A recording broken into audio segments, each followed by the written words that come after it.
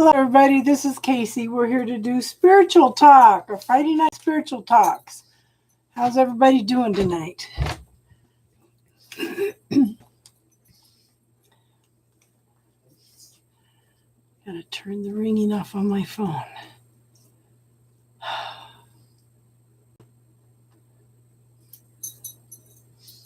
Come on.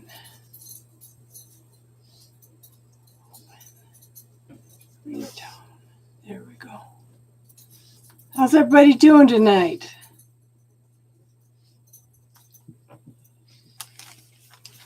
Hi, Snow Queen. How you doing tonight, hon? Hi, Tiffany. I'm in trouble with the dog. They spilled a whole glass of water over here on her bed. She come over. She was laying in it. You talk about jumping up and running off like a crazy lady.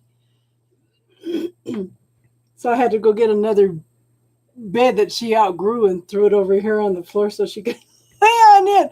Not a happy dog with me tonight.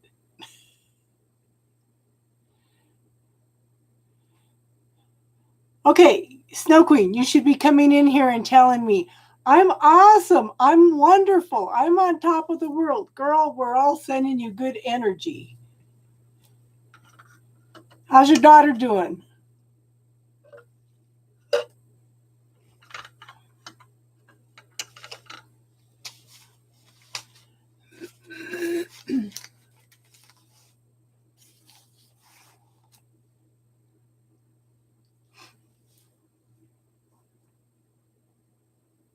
I thought we'd start on the first female archangel tonight.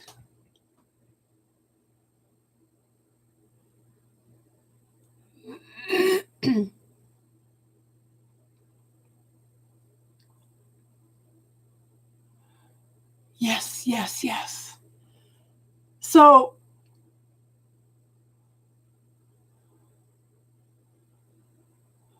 good. Yeah, you need the support too, not just her, hon. Okay? So, what's happening, what I'm noticing with people that are getting a hold of me, everybody's going through lots of changes with this full moon coming up on Sunday, on the 28th. Everybody's got a lot of old stuff coming up that they need to get rid of.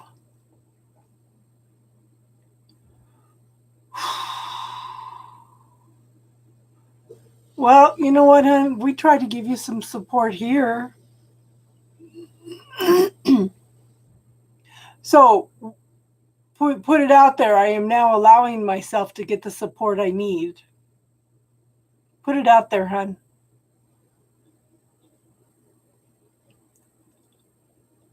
Yeah, I saw 2 new people subscribed. We were up 2 people, and now we're down 2 people. So I don't know, somebody unsubscribed today. Look at the tables moving. My table not sturdy. Ooh, I'm gonna have to check into that. What's going on with my table? Yeah, because I saw 2 new people subscribed.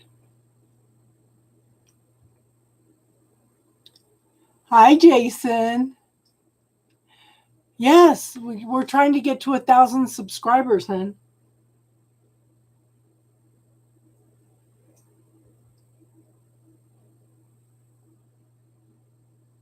Well, I hope they pop in tonight. We'll give it a few more minutes and then we'll work on the female archangels. It's interesting how all the teachings, especially in the Christianity, where the female archangels have all been taken out of the Bible.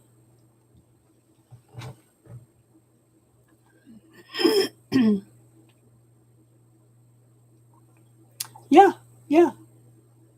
Like I said, this morning, late morning, there was 2 new subscribers. It was like 692, and now we're back down to 690 today. It's just, I just watch it go up and down. I have no control over that. If they want to learn, they'll be here. And a lot of people just come for the readings, you know.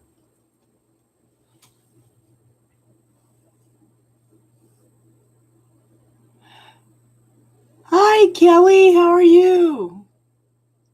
Welcome.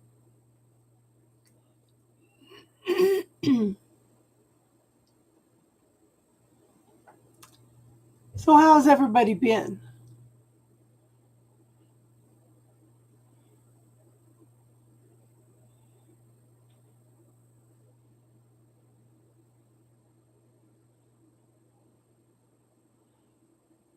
Ah, so maybe it was meant for Luna. You might want to. So I've been looking at some of the ones. They take two wires and they twist them together, and then they wrap the crystal in it. It seems to be a little more secure. Yeah.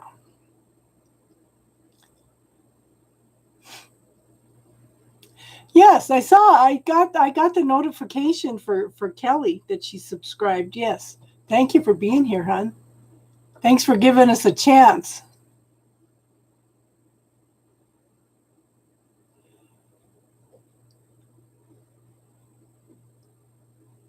Yeah.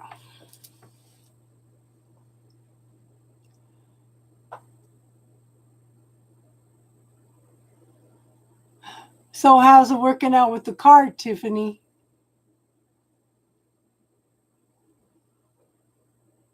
Austin. Okay, so I'm letting everybody know Austin and I are doing uh, a co-live tomorrow night. You're in love with the car?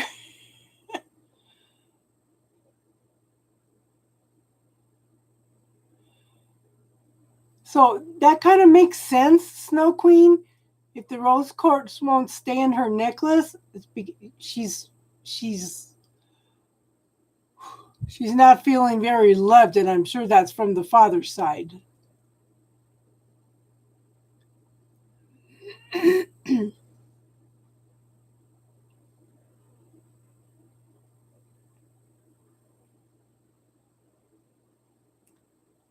We'll give it a couple more minutes and then we'll start. So, like I said, we're gonna talk to about the first feminine archangel,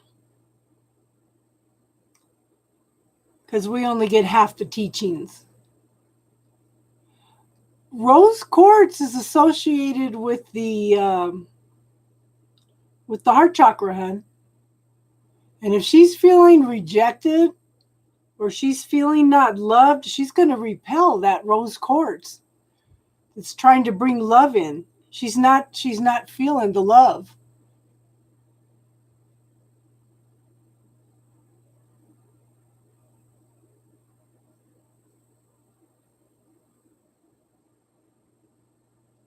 Yeah, ruled by Venus. And if she's not feeling that love, if she's feeling that rejection from her dad and his family, then she's going to repel that necklace.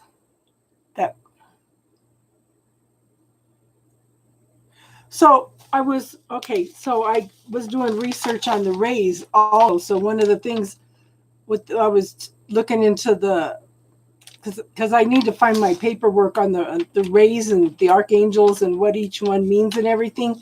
But one of the things I was looking at was the chakras, and the chakra, yeah, one of the stones for the heart is the rose quartz. Where is it?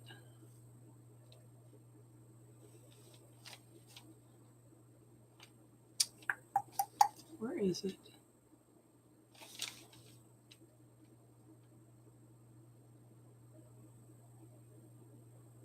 It says rose quartz, emerald, green adventuring, malachite, and jade. And again, it's Venus.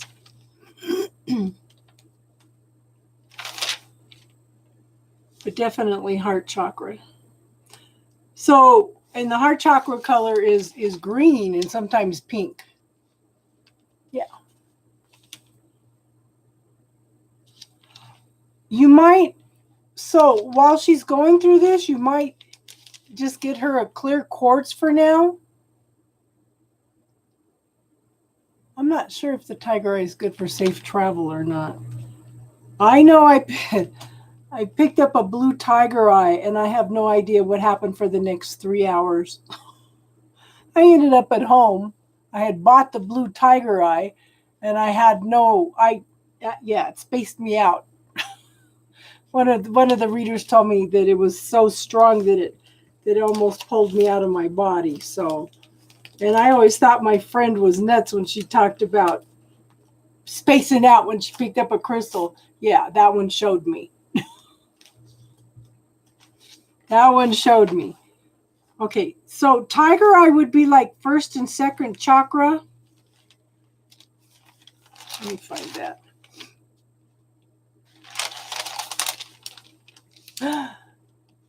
Hi, Marissa. Thank you for joining us, hon. We're just kind of looking at a few things before we'll start talking.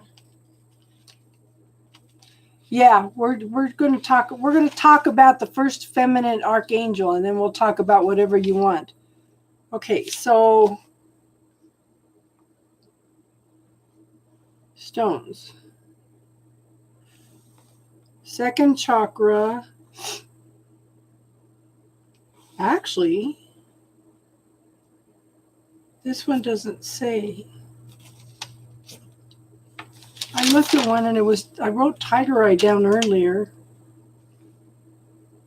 But the tiger eye is like a gold color, and it would be, to me, it'd be first and second chakra. Hematite, black obsidian, tourmaline, garnet.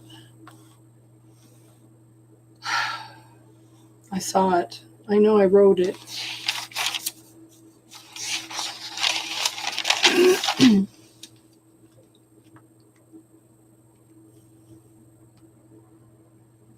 Oh, I didn't write the ones down for that one. Hi, Bernice. Now, Bernice is pushing me out of my comfort zone. Bernice and I are going to do a psychic fair next month and the month after.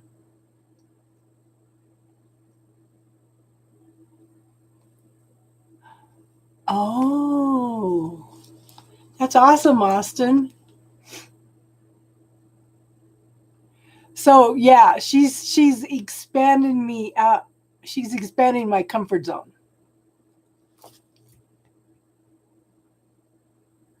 Yeah. Okay, so how many of you have had things from the past come up this week that need to be looked at and released? Let me ask you that question first before we start on the archangel. How many of you had something jump into your face for you to look at in order to be resolved and healed? Yeah. So this full moon Sunday is bringing up a lot of stuff for people to look at, acknowledge, and heal. It needs to be looked at, and I don't know why my table is so wiggly. Yeah, solar plexus, third chakra, yeah. And third chakras are the one that I didn't write down, yeah. So maybe the tiger eye is exactly what she needs right now, Snow Queen.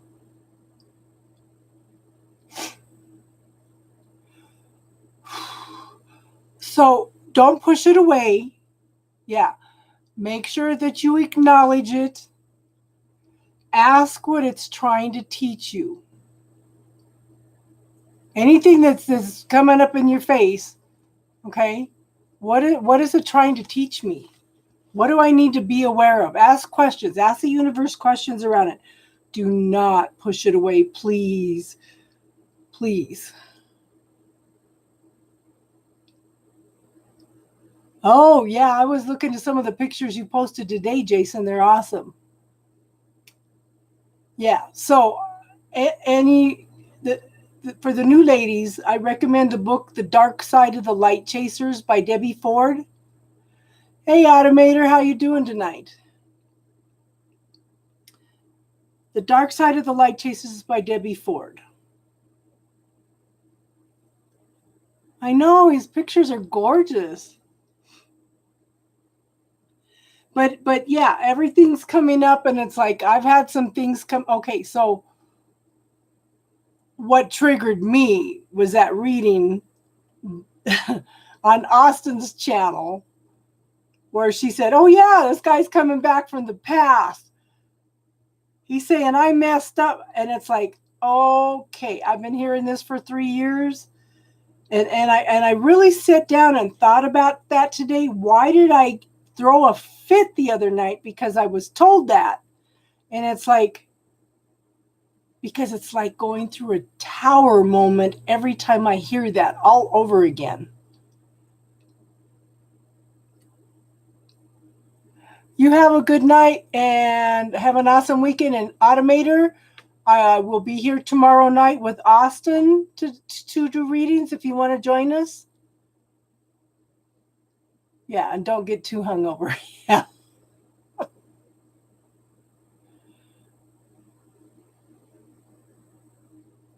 But take the time. But if you're emotional about something, there's a connection. You got the book on your Kindle? Good. Yeah, that's an awesome connection time. If something's coming up in your face, okay, this is the perfect time to sit down and be honest with yourself and write it all out. Because there's a mind hand connection that is very healing. When you start writing it all out,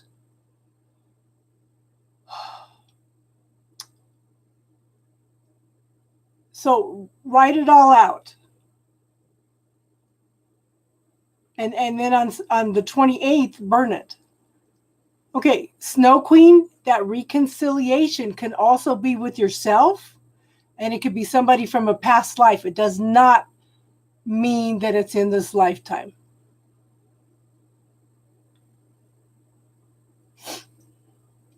That's awesome, Marissa. That takes a lot of discipline to do that, to be able to write and journal daily.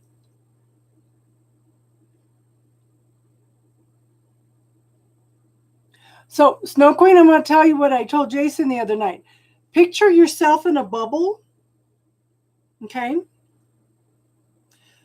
Picture both your exes in a bubble. Okay?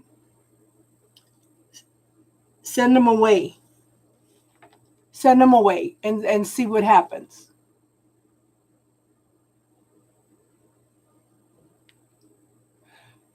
Snow Queen, they've been telling me that for 3 years and it hasn't happened yet.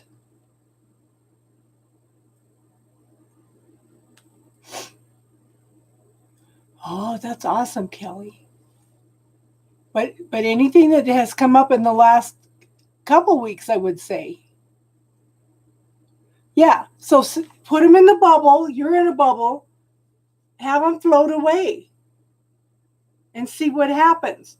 Okay? Or if you want to draw somebody closer, then draw them toward you. That's what I told Jason. Draw her toward you, bring your bubbles together and see what happens. They just keep saying soon. I do think he's coming back, but who knows? It might be 5 years from now. I might accidentally run into him. You know?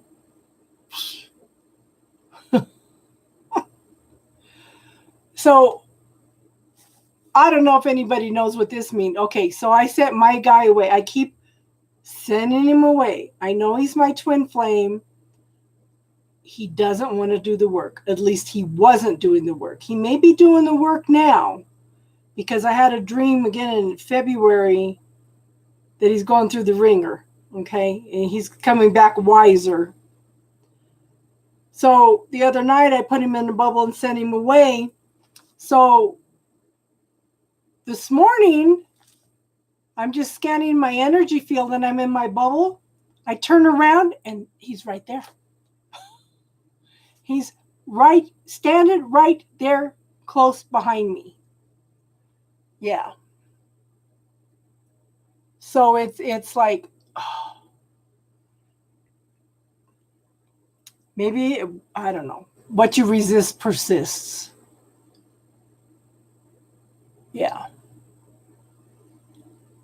But but every time they tell me that, it's like a tower movement all over again.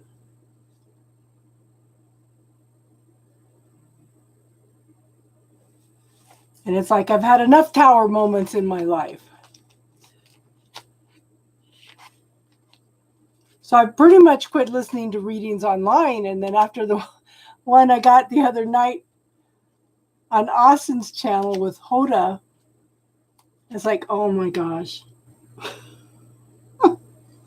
Again. Yeah, deep emotions. I'm trying to heal from this person. I'm trying to move on. I need to quit asking for readings. But I've got a lot of people that I've talked to this week. Like I said, a lot of stuff is coming up in everybody's face in order to be dealt with and released with this full moon.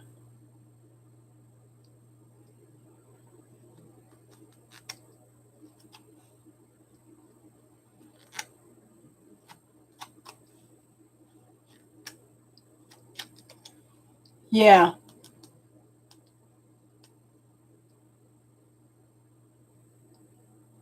Yeah. And it seems real important for everybody to set boundaries right now. You can put a space out. In fact, everybody close your eyes, put your body up there, scan your energy field and see if there's anything floating around in it. Anything, ask your healing team if there's anything you need to be aware of and see if anything highlights.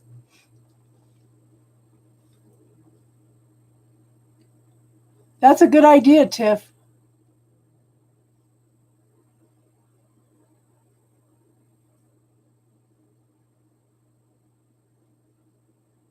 Oh, lots of pictures coming. Twin flame, yeah.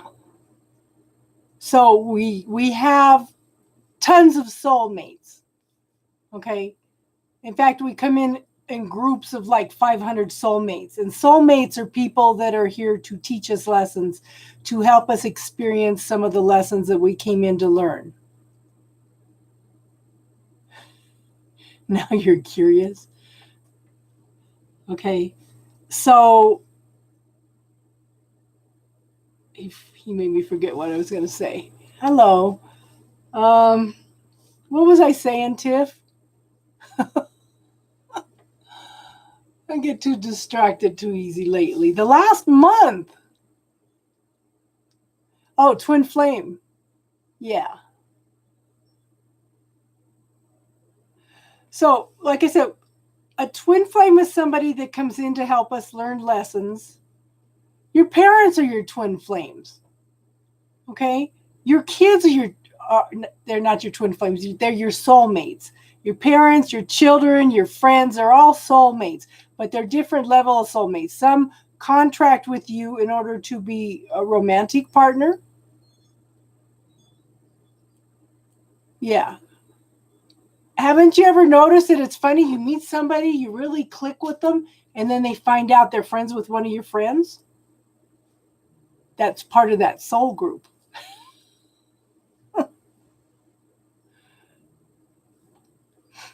But twin flames you're coming both from the same energy. Okay? Just like there's like a feminine energy and a male energy of the archangels also. But yet they're still one. Yeah, we're soulmates. I'm sure everybody here is a soulmate with us. You know?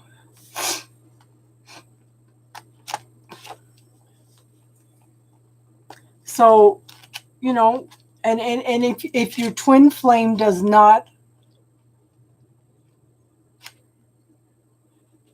Mercury, Venus, Earth, Mars, Jupiter, Saturn, Uranus, Neptune, and Pluto.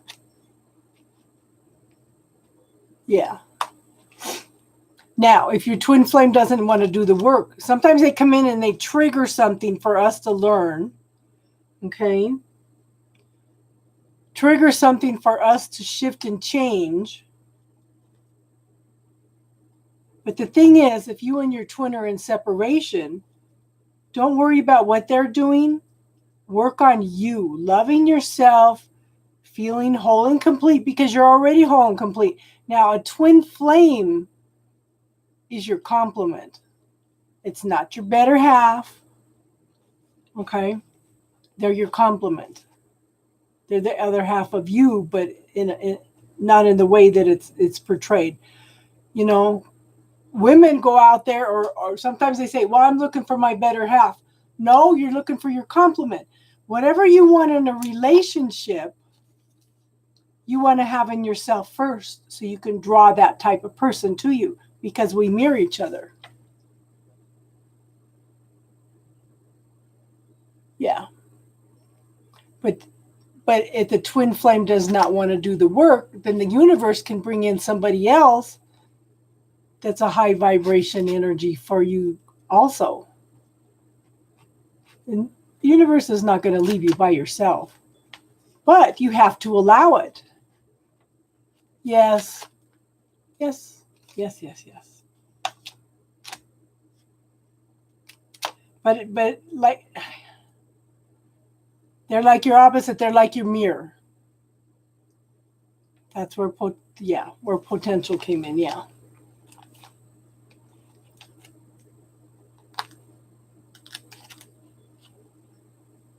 So the ones that have met your twin flame, soulmates are people you click with. Soulmates are people that you're familiar. A lot of times when you click with somebody, okay, it's somebody that you've known in past lifetimes, and you're comfortable with them.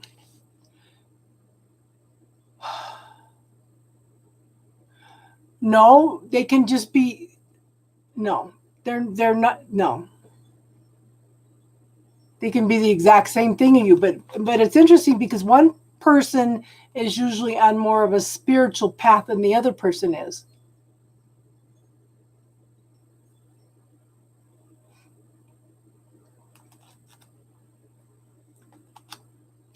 But they do come in to trigger things for us to heal in this lifetime. And you're not meant to be with your twin flame in every lifetime. Sometimes they stay on the other side in order to support us. Sometimes they come in temporarily to trigger something for us to heal, and then they disappear. And some of them, they come in to trigger something that you both need to heal, and then you're together.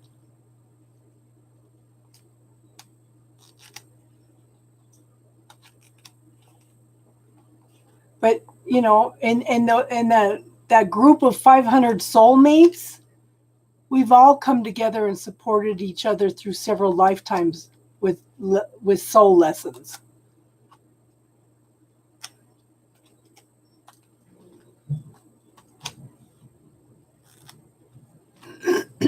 I guess I'm gonna have to do some more research into twin flames. I was not into twin flames until I met mine, and I didn't even think he was a twin flame until he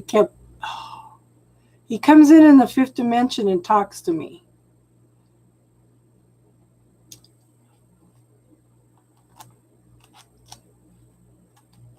Yeah.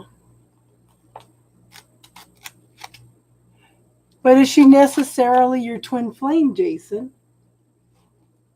Sometimes we have a false twin flame also.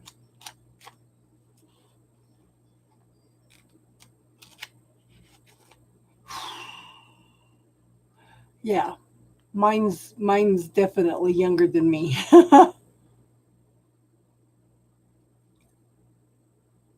Yeah. And I think that's why my second husband came in, because he was younger than me too. Okay, so we are in the third dimension. Okay. The fourth dimension is where our hopes and our dreams, our potentials lie. Okay. And then the fifth dimension is like, that's where our spirits reside. The fifth dimension and up. And he's coming in on the fifth dimension. Now, I have a video in there on how to cut cords with somebody. When I go in and look for cords between me and him, they don't come out of the fifth dimension. I won't let them come out of the fifth dimension to reconnect, because it's just, it's been so long. I'm trying to move on.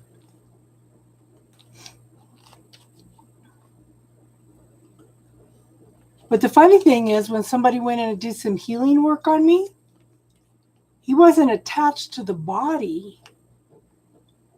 Yeah, you are on it tonight, girl. You're hot tonight. He was connected to my breath, so he wasn't connected to me physically.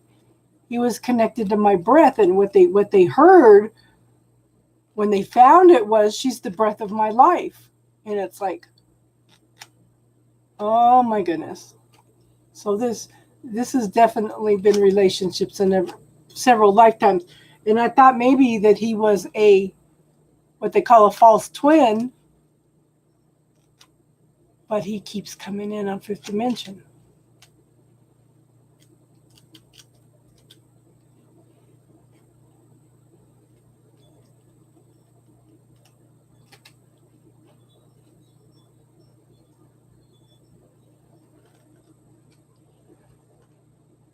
Yeah. So you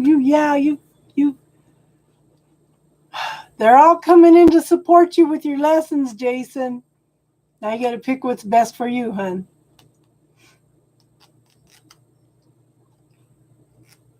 There's so many belief systems and everything out there about twin flames. Like I said, I had no interest in twin flames at all until this guy came in, and it's like, what the heck?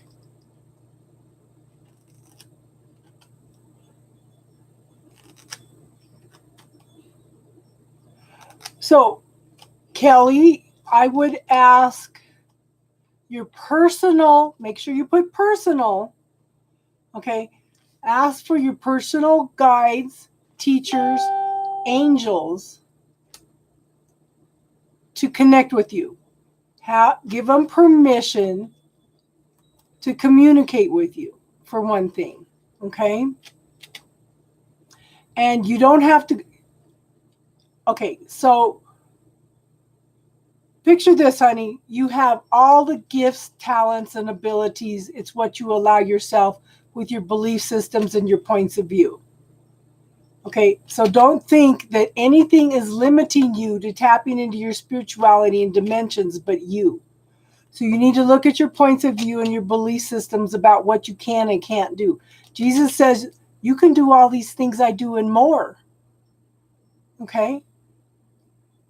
But we are taught by society that we can't do this, we can't do that, our family, belief systems, everything.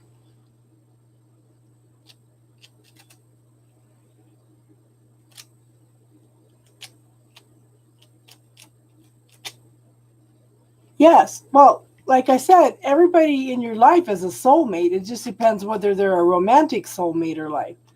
And you can have twin flame and a soulmate. Some people come in and spend 20 years with their twin flame and then they divorce.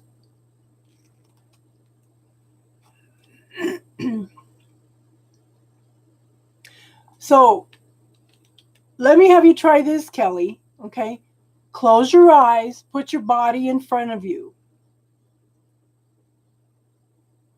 Call in your healing team. Okay. Look at your body, ask if there's any cords attached to you that are not of your higher good, and ask your healing team to highlight them red. And see if anything pops up red. Just close your eyes and relax. Call in your healing team. Ask them to highlight anything that is not of your higher good, any cords attached to you, not of your higher good, red, so you can see them. Oh, yeah. Yeah. So let me know if you see any cords.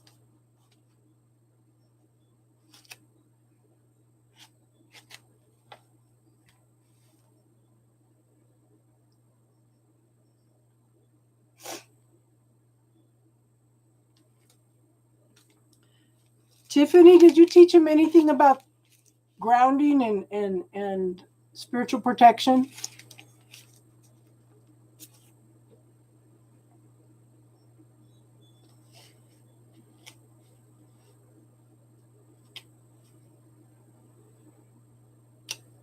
That's the first thing you should teach in anything is grounding and spiritual protection.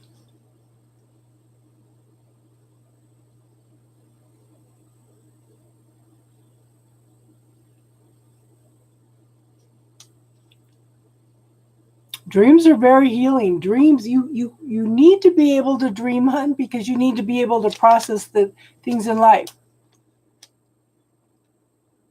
Yeah. So close your eyes again. Picture the red. Ask your healing team to neutralize it, dissolve it, and send it back to source for further learning.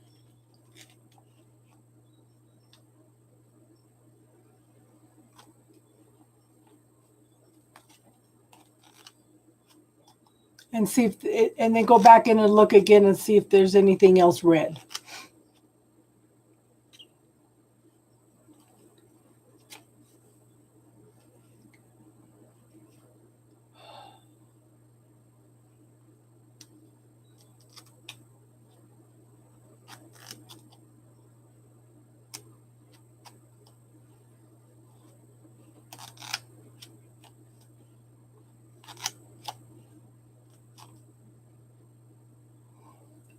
Anybody else want to clear any cords tonight?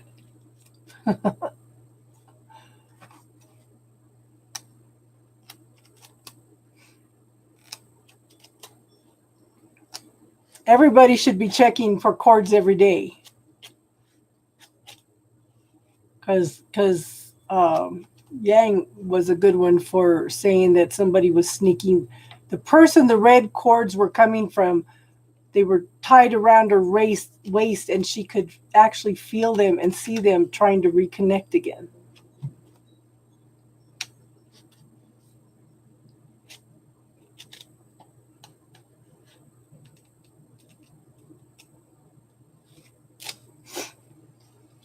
So when she's doing that, we'll go in and teach her how to do the grounding and protection.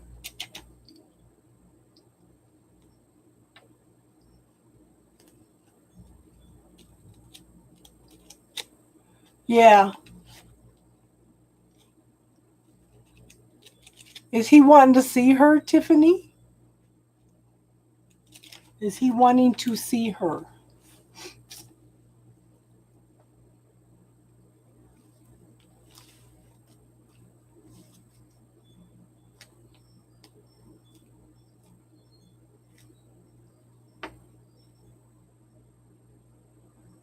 And you could color code those bubbles also, Tiff.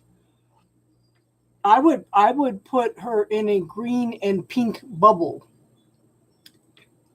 Him too. And send him back. Okay, so ask your healing team to gather up all the red, to neutralize it, dissolve it, and send it back to source for further learning.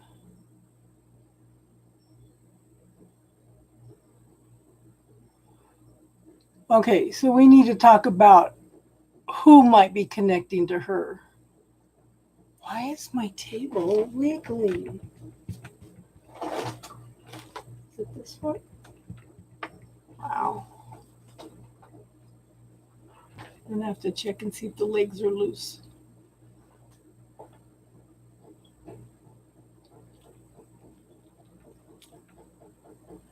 Astrometeorology. Yeah, my table's loose.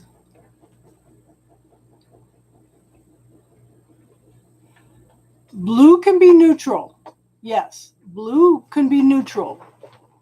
Blue is actually God's will and protection, hon. But I usually have you use red because that's bright. Red catches your attention.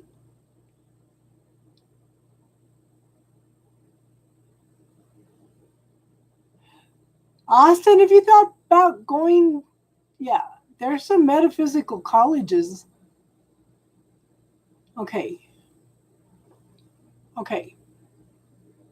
So, Kelly, do you have somebody in your past that you have kicked out of your life that there's a possibility that they are still attached to you? That's the color of your channel? Yeah.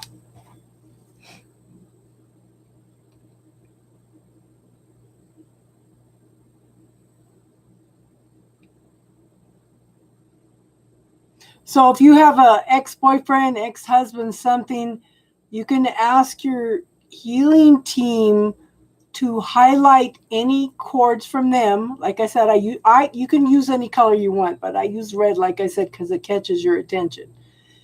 Is there any cords attached to me from my ex, for example? You can put whoever you want. Through somebody, my ex connected to me through somebody that are attached to me, ask for them to all be turned red so you can identify them. Okay. So ask for any cords that are attached from that person to be highlighted red.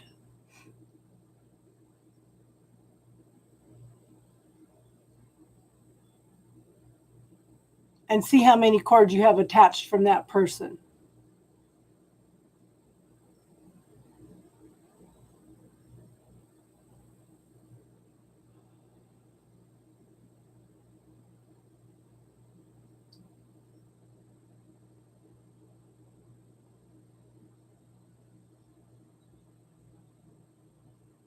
I don't know what color my channel is.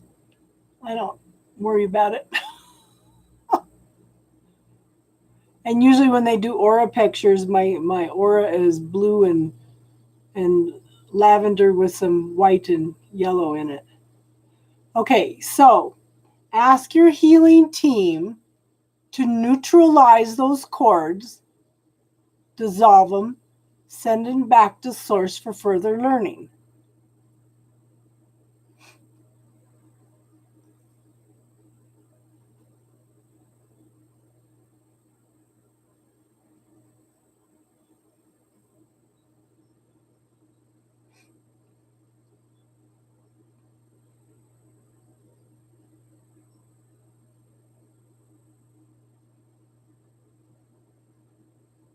Okay, so they're gone, right?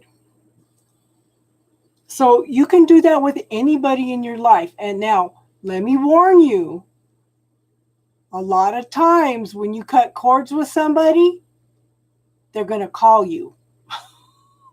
If you do not want to talk to this person, okay, you don't have to. Because they energetically feel you letting go of the cords, and all of a sudden they want to get in touch with you. Now, another thing to think about, if you are having troubles with somebody with relationships in your life, you can cut cords with them like that. Then you can ask them to reattach in a healthier way, and it'll shift the energy between you two. But that's only if you want them in your life.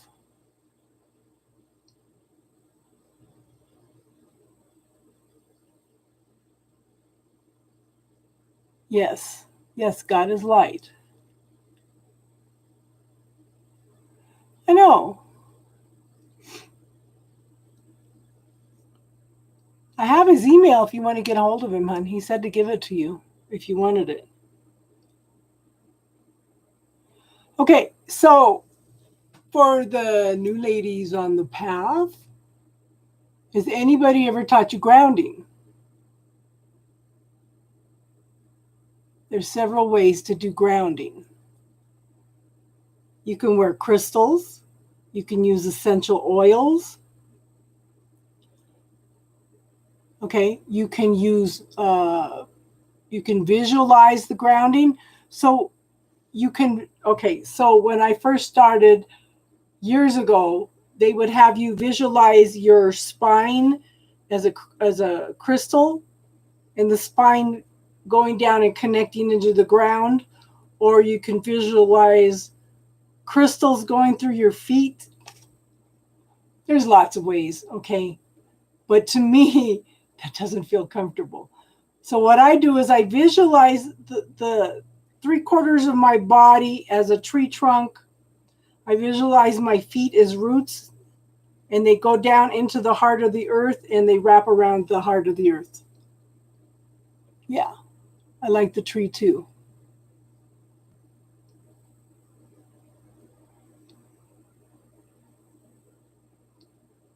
That's okay, Kahan. You can always go back and listen. We're like 45 minutes in. You could probably look at 40 minutes in and see. Okay, so we're kind of going in and cutting cords. Right now I'm trying to teach how to ground. So the way I ground is visualize 3/4 of my body as a tree, my feet as roots, and going down and wrapping around the center of the earth.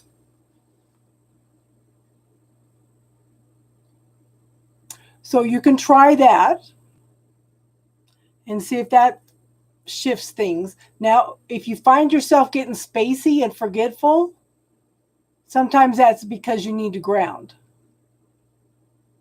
Yes, exactly, Tiffany.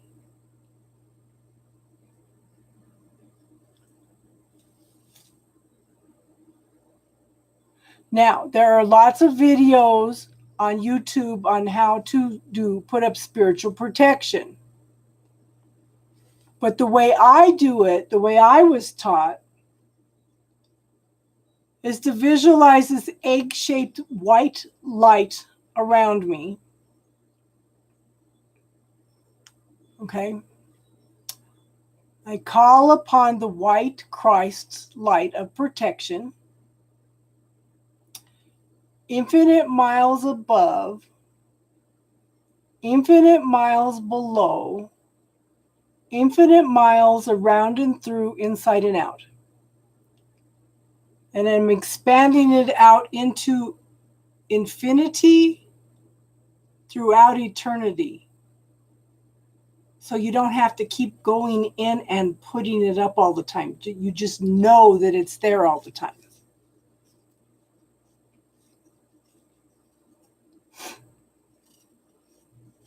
And you could always rewind if you need to write that down, okay?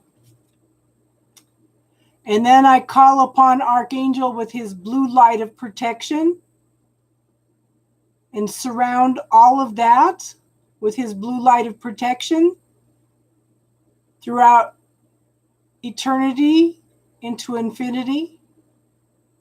And then I seal all of that with this golden honey colored light, expanding out into infinity throughout eternity also.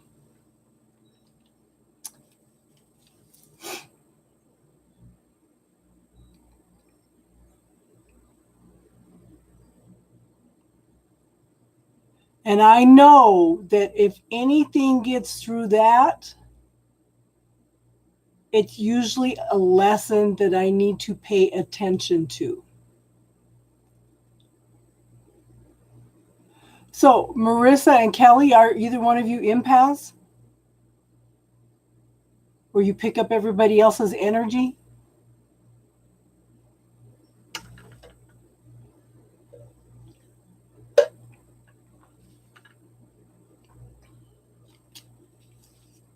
Okay. So I would also put up spiritual protection around your dream world and your empathic world. Ask for only your highest good to come through.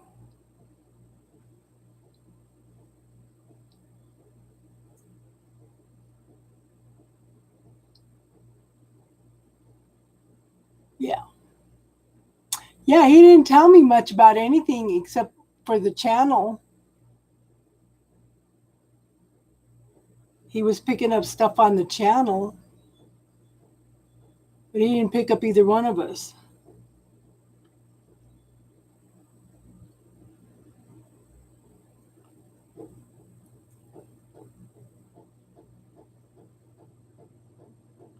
So that's the way I use protection. But if you're not comfortable with that, you can watch videos on YouTube that tell you how to put up spiritual protection. Those are my pet peeves because nobody teaches grounding and spiritual protection anymore. That is so important. Yeah, that is so important. I had a gal that asked me to mentor her, and I asked her about grounding. She goes, well, they're, she goes, like, walk outside. I said, okay, that's fine. And I asked her about spiritual protection. She goes, what's that? It's like, okay, this girl had opened up her third eye.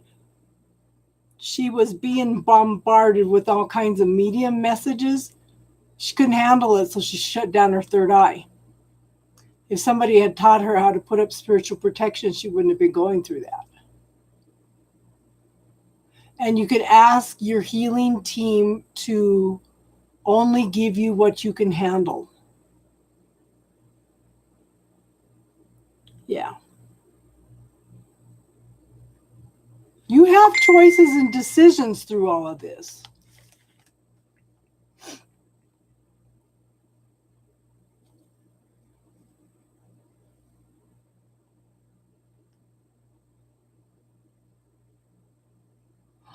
That is gorgeous. Oh. Okay, so Jason's in Australia. Let me see if I can get this to get bigger. Okay, this is the sunset he got tonight. He's out taking pictures right now. Isn't that gorgeous?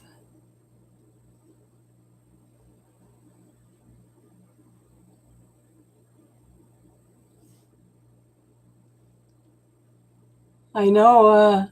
I want to go to Australia.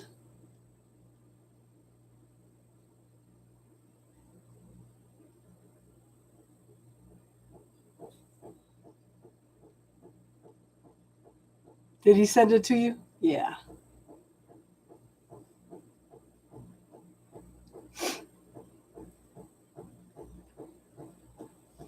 Oh, so you're yeah, but you're in a colder part of the world now. I am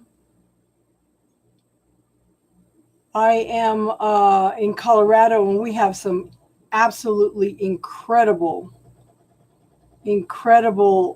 sunsets here. Absolutely gorgeous. Yeah. But this is over the water. That's a little bit different.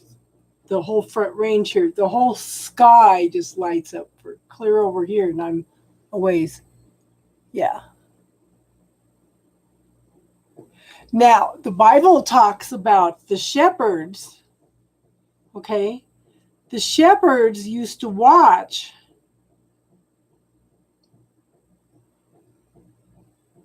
You used to watch the skies for signs.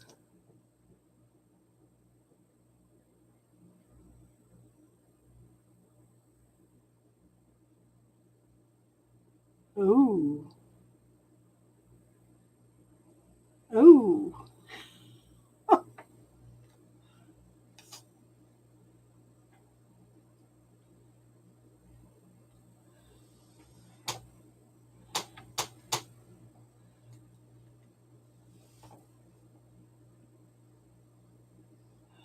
Oh.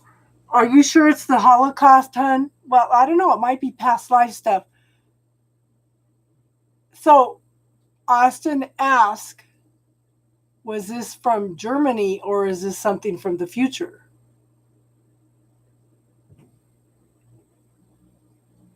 Is this from the past or is this from the future? There may be something in there that you need to heal, hun. But then it's all simultaneous.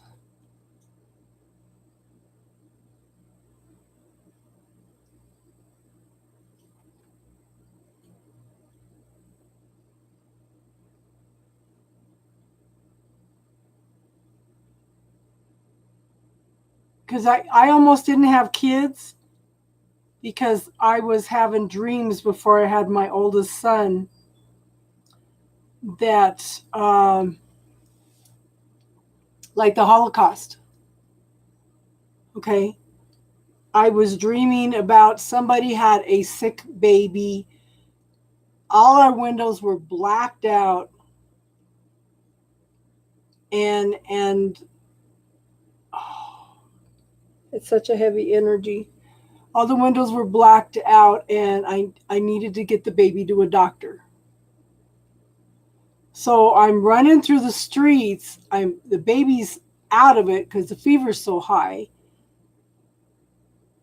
And I'm hiding in a corner, and a man walked by, looked at me, one of the guards. He looked at me and kept walking. So I was just sure that he was going to turn me in. I remember my heart beating, feeling the fear, everything. So he left, and I finally got to the place where the doctor was, and I told him what happened, and he said, there are a lot of people that are on our side that are in the military. I don't think it was a concentration camp, hun, but I do think that it was martial law. I don't think we had got to the point, but everything was locked down, and I needed to get a baby to a doctor, and I took him on my own. But I don't think if it was a concentration camp, I would have been able to run through the city, halfway across the city to another house.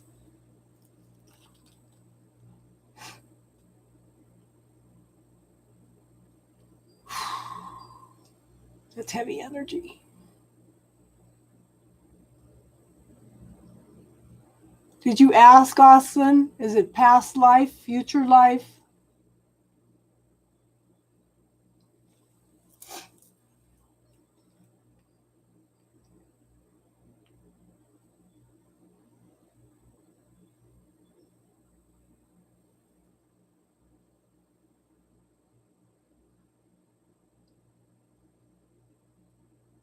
It was past life.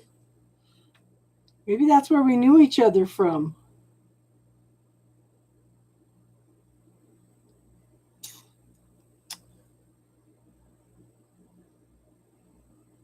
Uh, so Austin asked, what do I need to learn from this lifetime? Because like I said, everybody's got a lot of stuff coming up that they need to clear. This may be something you need to clear before you move forward on something, hun.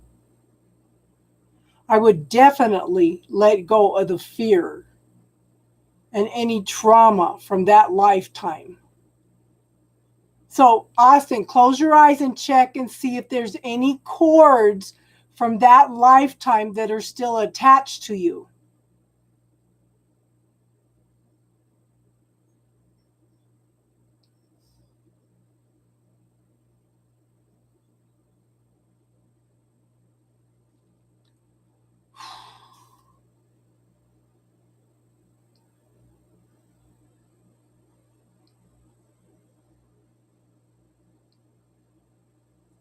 Wow.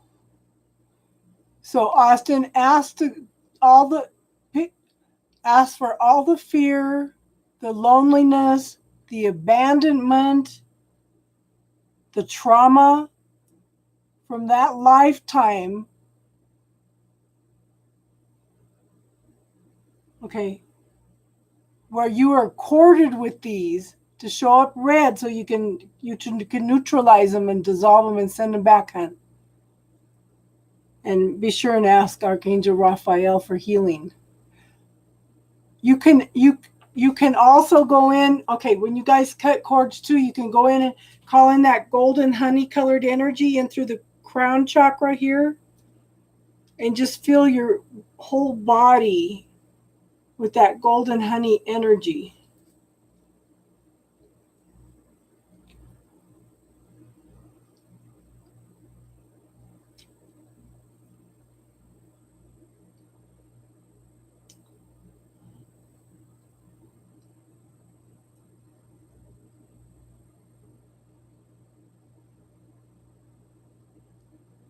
There's some heavy stuff coming up. Yeah.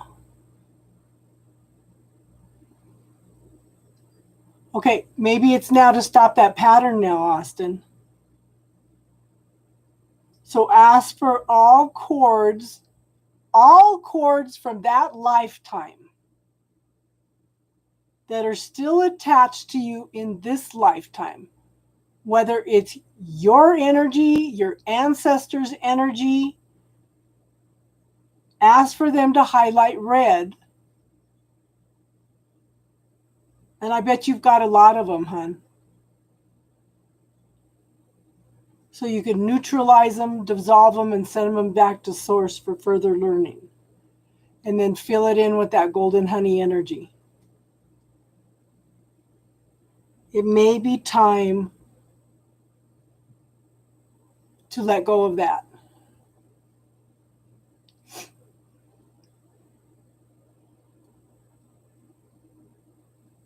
Wow.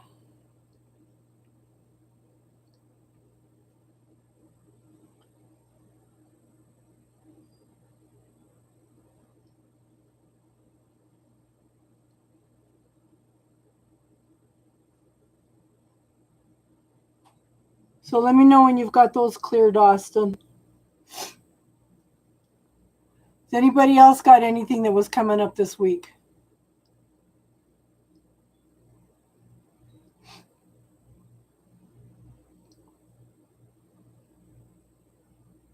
Soul cords. We have soul cords. We have empathic cords. We have soulmate cords. We have ancestral cords and patterns.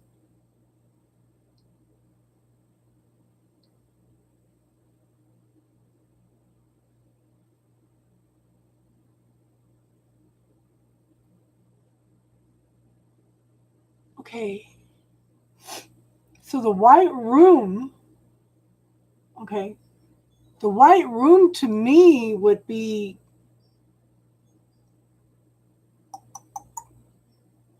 I'm wondering if that's pre-life. So, Kelly, close your eyes and ask yourself, relax, ask yourself if this was before conception. Ask if that dream was before conception. Okay. And you should get a yes or a no. And I'll teach you another technique for asking yes or no too, hun.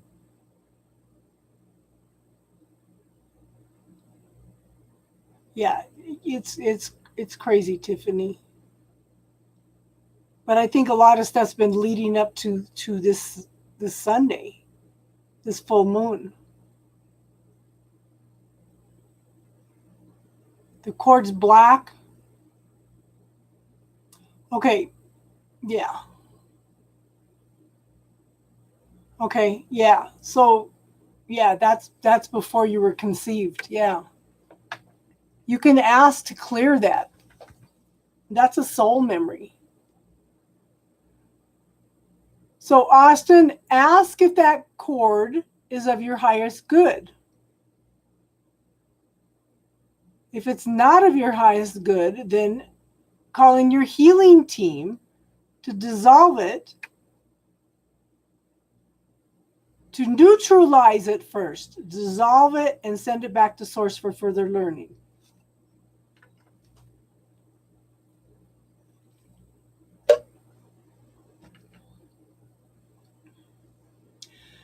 I think, Kelly, so that might have been yeah, that's definitely.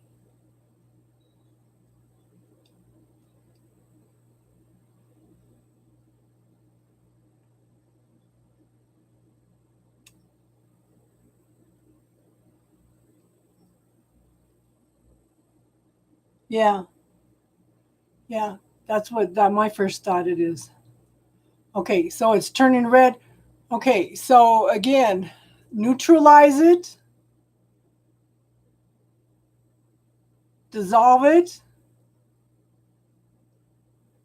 send it back to source for further learning. And then fill in all the areas where that has dissolved, fill in all those areas with the golden honey color.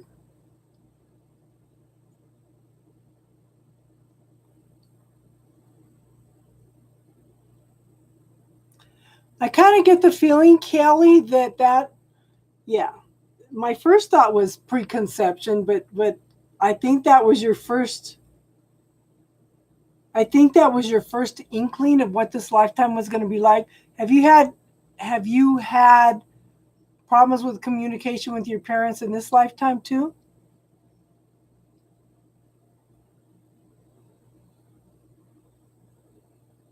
You feeling a lot lighter? Good, good, good. Austin, I'm teaching you the tools, honey. Go in and check and use them.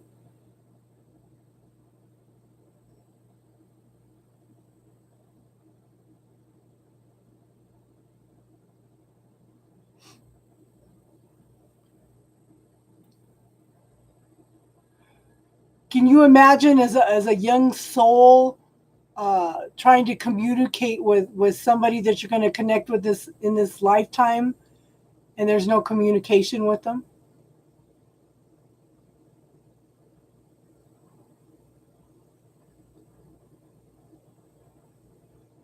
Okay. Yeah. That could be part of the dream, hon. Okay, so I'm going to teach you another tool. I want you to close your eyes and I want you to relax and I want you to think about something that makes you happy. And notice how your body is relaxed. Okay? And then when you notice how your body feels, how relaxed it is, then I want you to think about something that upsets you. Pay attention to where your body tenses up, reacts, whatever. That would be your no. Being relaxed and happy is a yes. Okay? And when your body tenses up, that's a no.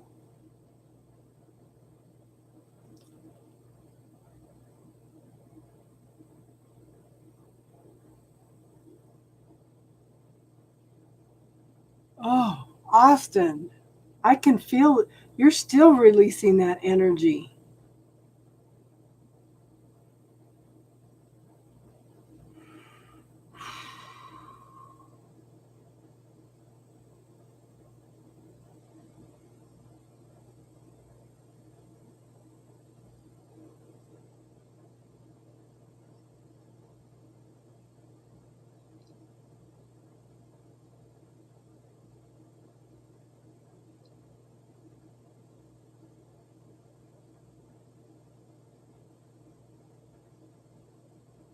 That's crazy.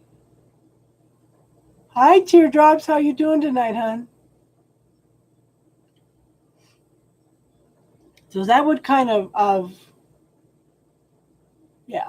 That's I think that's yeah preconception.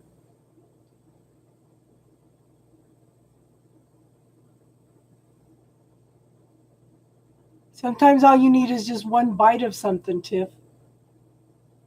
Sometimes it just wants to taste it. Sometimes it just, okay. Now, ask yourself, close your eyes and ask yourself. Now, I want you to tell me the first number that pops in your head. What percentage of that anger is yours? First number that pops in your head.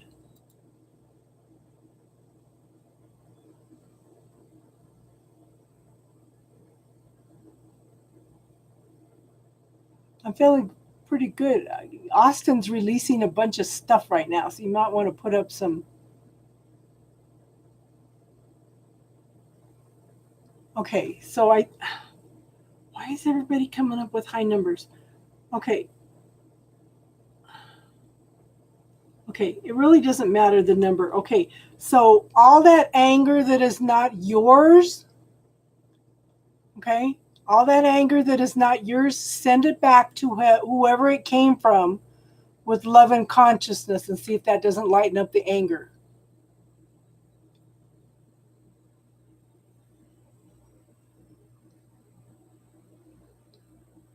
But Austin's still releasing stuff. I can still feel it. It's like I started getting lightheaded and dizzy and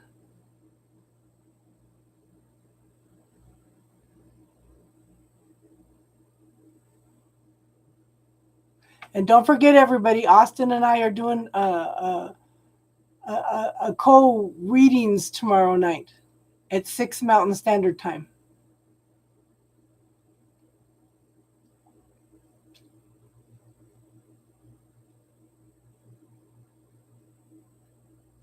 Okay, so what percentage, close your eyes again, what percentage of that nervousness is yours?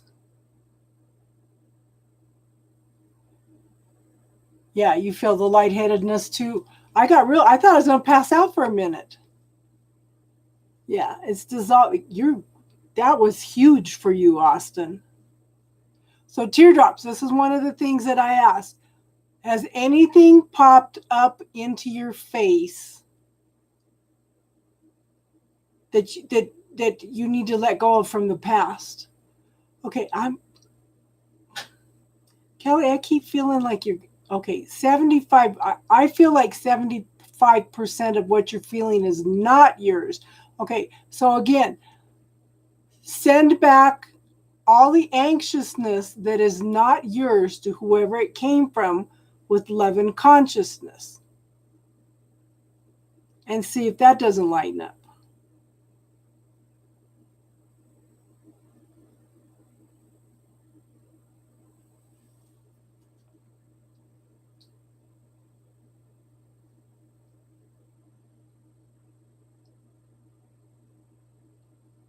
Yes. And even if you have to write a letter to yourself about how you're feeling, being truthful about how you're feeling, and burning it on Sunday. Okay, good, Kelly. Now, I want you to ask your healing team to put protection up on your empathic world.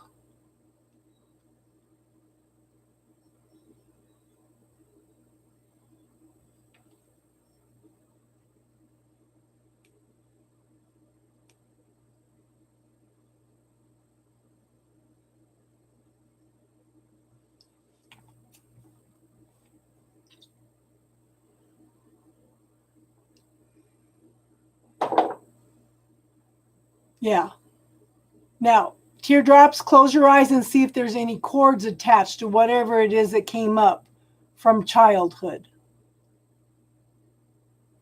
Ask for them to be highlighted red so you can neutralize them, dissolve them, and send them back to source. Okay, lavender to me is it's still a form of transmuting things. Good. I hope you do sleep better, Austin. Lavender, that's interesting. Yes, lavender is calming. Okay, so any of that anxiety and anger that's left, put them into the bubble. Okay? Did did Tiffany teach you how to do the bubble? Okay, you bring your hands together, okay, until you feel, wow, I'm picking up your energy. It's like out here. Okay, so you're going to find that little bubble in your hands and you're going to put that anger in there and you're going to bring your hands back and forth like this until the anger clears. And then you're going to do the same thing with the anxiety.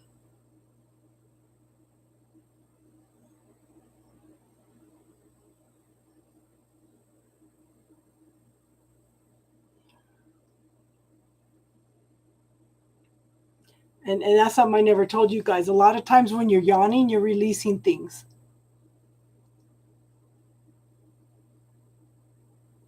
Yawning is releasing things.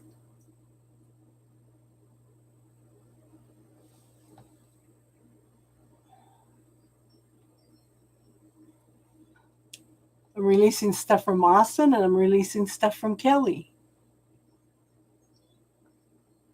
Yeah, if you can't clear something in the bubble, that's a huge lesson that Tiffany learned. She messaged me and she goes, I keep clearing stuff and it's not going away. Who does it belong to? She goes, oh, that was a huge lesson for her. And this is one of the things I say, I can teach you the tools, but we need to use them on ourselves rather than just telling other people too. Sometimes I forget too.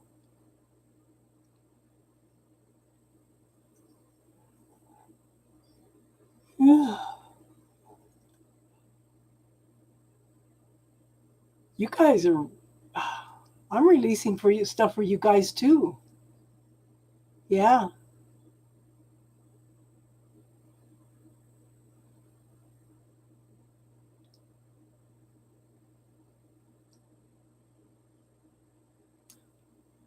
Do you have to work during the day tomorrow, Austin?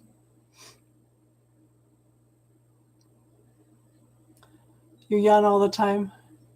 That's okay, hon. If we can help you, if it's that heavy of an energy that you need us to help you release too, that's okay.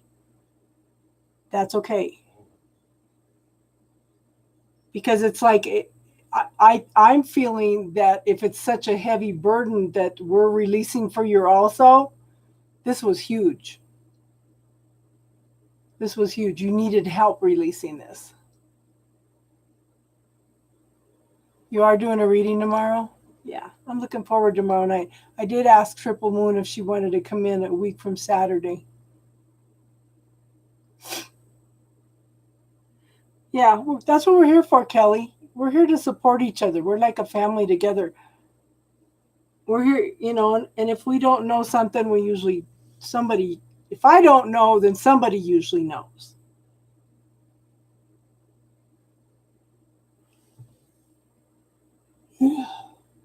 I still releasing Austin. That was huge. Because that's Austin's energy. Yeah. Maybe we were in that lifetime together, Austin.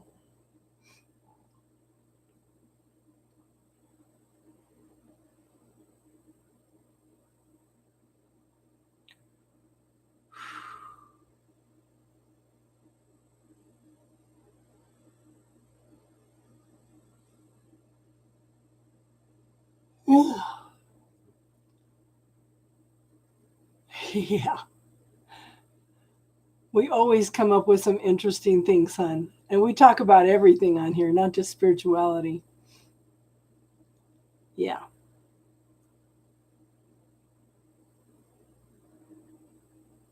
And all this stuff is coming up to be cleared for the full moon on Sunday.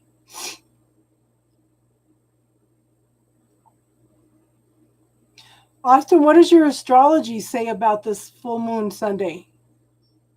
Full moon in Libra, I know that. Not since the last time we checked. Tiffany, it was 9.5 then. Oh, man.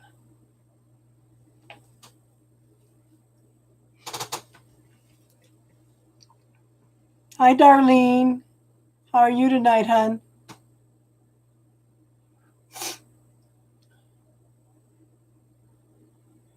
You both needed help releasing this stuff tonight.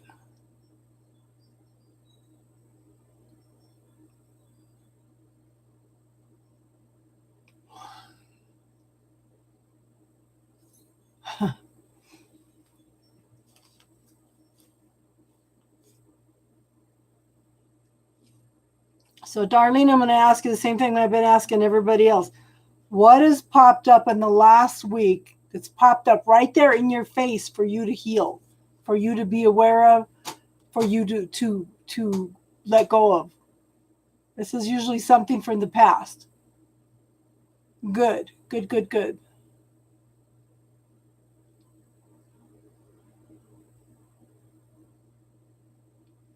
Releasing some things that are harmful to your alignment.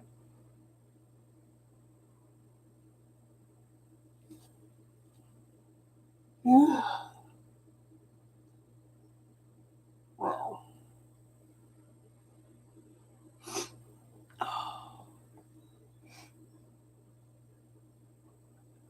That's huge. You guys are both releasing a lot of stuff.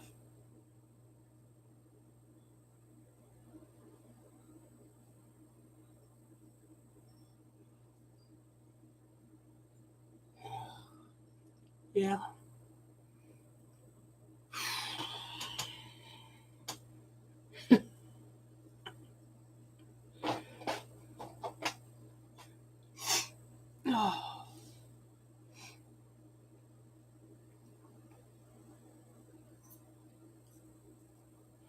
So, Darlene, if you have had anything that's come up this week to be let go of, it's this full moon. Write it all up. Write yourself a letter being brutally honest with yourself about everything that you're thinking and feeling. Yeah, my eyes are watering too.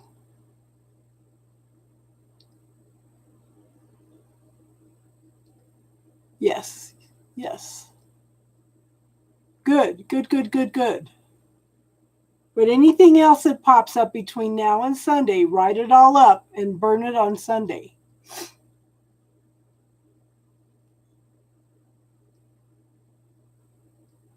So now everybody's yawning and yeah.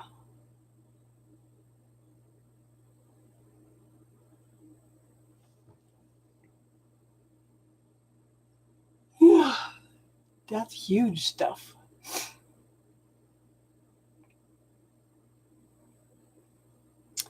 Good. Start projecting that feeling good out into the universe.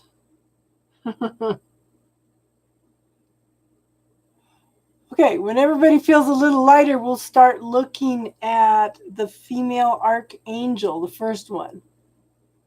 Yeah, Austin had a huge cord from a past life. Might have been some of it. I kind of feel, Austin, that it was an ancestral pattern rather than you living it. And just remember, Austin, when you heal something from the past, you're healing it back to that soul also, and you're clearing it for the generations after you. You're yawning. That was huge. Huge. Both of you clearing that stuff.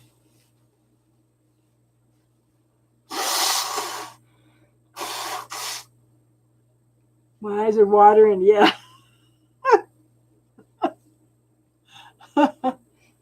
We're all assisting you in clearing. Yeah. Yawning and tears in the eyes. Okay, okay. So when everybody quits yawning, we will move on to the female archangels. The first one.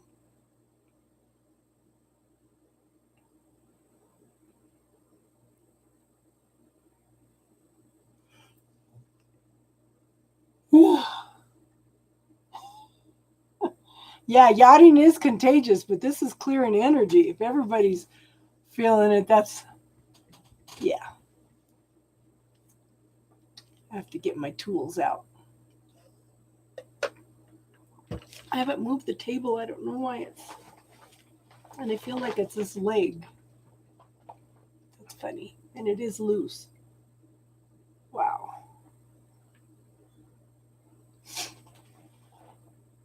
Am I going to be able to do that? It's round. Let's see.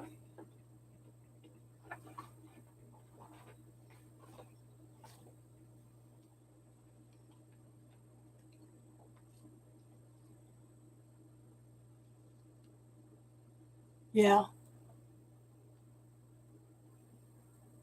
Yeah.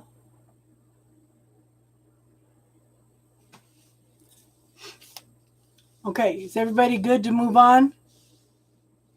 We'll talk about the Archangel Ariel, Lady Ariel. So, as the Bible's been changed over the years and the teachings have been changed, and all the feminine aspects have been taken out and hidden, we've only learned half the lessons. I know, we're normally on here for 5 hours, yeah. Okay. We're reintegrating the lost tribes of the feminine divine. So we need to find our inner peace, our love, to be able to manifest our dreams.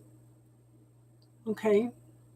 And we didn't know that this aspect was missing, but yet we felt like a part of ourself has been missing for a long time anyway. Okay. So the first is Lady Ariel. She's on the pink ray, and we'll go into rays later. Okay, another night. So Lady Ariel is called the Lioness of the Goddess. She's the angel of nature. Her counterpart is Raziel. And it's interesting because I was reading one of the ladies, she was talking about the first time that she met Ariel. Again, it's they are both. The angels are both male and female, okay? So when Lady Ariel was reassuring her about the things, and she said something, then Raziel came through. They both have green eyes, long red hair. They have a pink aura, but that aura also reflects the rainbow colors, okay?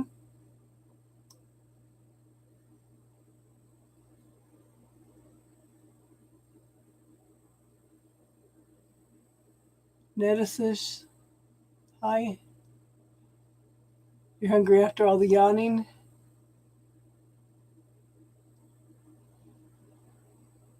So the trolls are coming out tonight, huh? Okay, so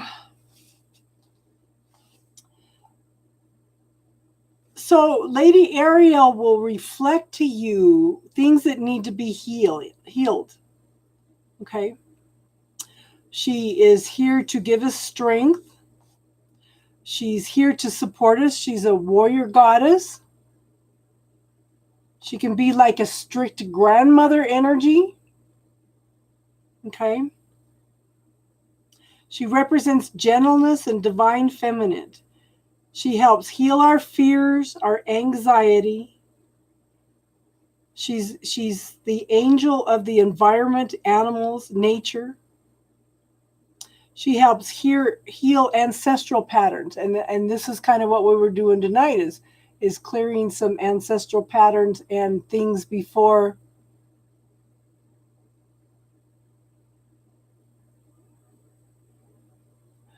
Okay, yeah, you're on the wrong YouTube, honey.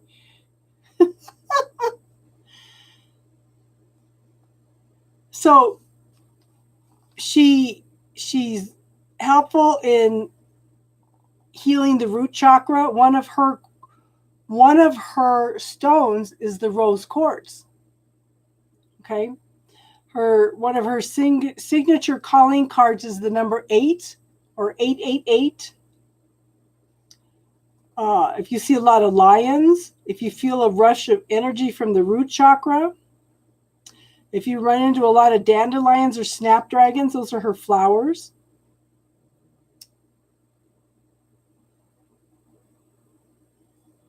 Okay. She helps you stand in your power in a gentle way. If you had time, okay, call upon Lady Ariel if you have a hard time saying no. She oversees the protection of the earth, the animals, the plants. Okay. Call upon her to help you reach your full potential. She connects with us to help us reclaim the divine feminine. She reminds us of our strengths. And if you look at the strength card, that would be her. Okay. She tames the lion through love, courage, gentleness, and femininity. She helps heal the past. Boy, no wonder past life stuff was coming up. She offers support. She's also helps with abundance, career, finances, finding one's desire, healing, unfounded fears, anxieties. She provides the links to ancestral karma. No wonder that was all coming up tonight. Okay, see, she knew I was going to call her in. To access the rainbow of prism rays. Okay, she helps us to say no. She helps us to manifest our dream life. She guides environmental projects, offers prayers for the sick, animals, and heals the root chakra. What else? She helps us to express gentle assertiveness, reveals truths we don't want to see. Yes, yes, yes, yes. Empowers us to believe in ourselves. You know, the synchronicity is just crazy all the time. All the time. We see it all the time, okay? She pulls us out of stagnation. Oh, please, Lady Ariel, please, please help pull me out of stagnation. I'm tired of being stagnant and stuck. Help me find truth and clarity. Yes, helps with finding truth and clarity so we can ID our fears that keep us from our heart's desires and caring. And that's funny. I wrote this up Monday before all this past stuff has been coming up.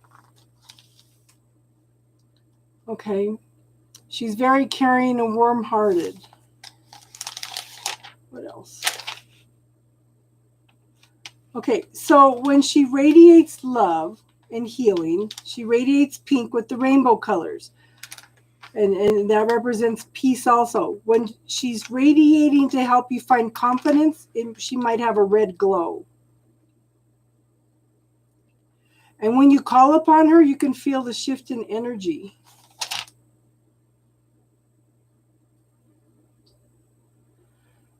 Okay, we share this planet and everything will return back to the earth. You felt her remove that cord? Yeah. Yeah.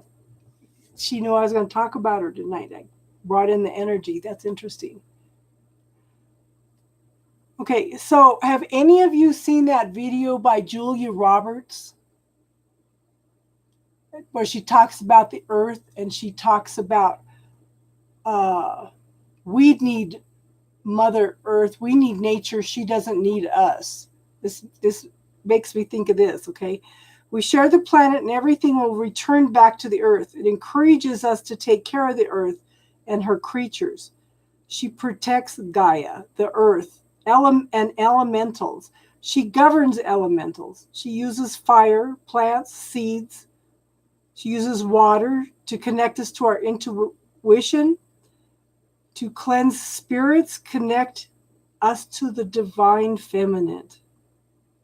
She carries the flame of inspiration. She's one of the magical angels. Yeah, that was. Yeah, she needed to be here for that tonight. She needed to be. Okay, helps you to be in the right place at the right time. Oh, Lady Ariel, I need to carry you on my shoulder all the time.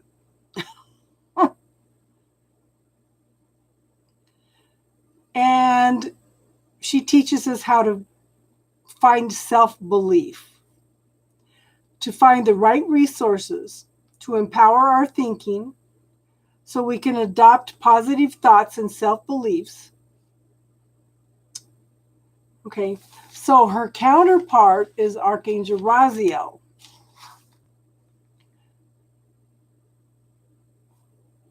So they're one and separate at the same time. Okay, we need to find this feminine energy on her side, and Raziel is the secrets of God, guardian of wisdom and knowledge and secrets and mysteries, alchemy, universal magic, and the magician. It says Raziel was actually, most archangels have not lived, but he was Merlin.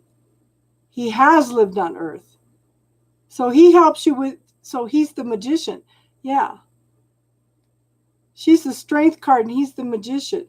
So he helps you with the intuitive empathic abilities. He has green eyes, dark skin, red hair. He wears an indigo and gold robe. She wears a pink and gold robe. Again, his aura may be the dark pink and indigo with the gold in it. And then as he shifts and changes, the rainbow colors also reflect in the aura also. He's a super conscious angel. Now, when you connect to the divine feminine energy, you travel from the unconscious to the conscious. Then we connect to the superconscious. So, and before you go to bed at night, ask Raziel to take you to his mystery school so you can learn, and ask to remember the lessons that you're learning there.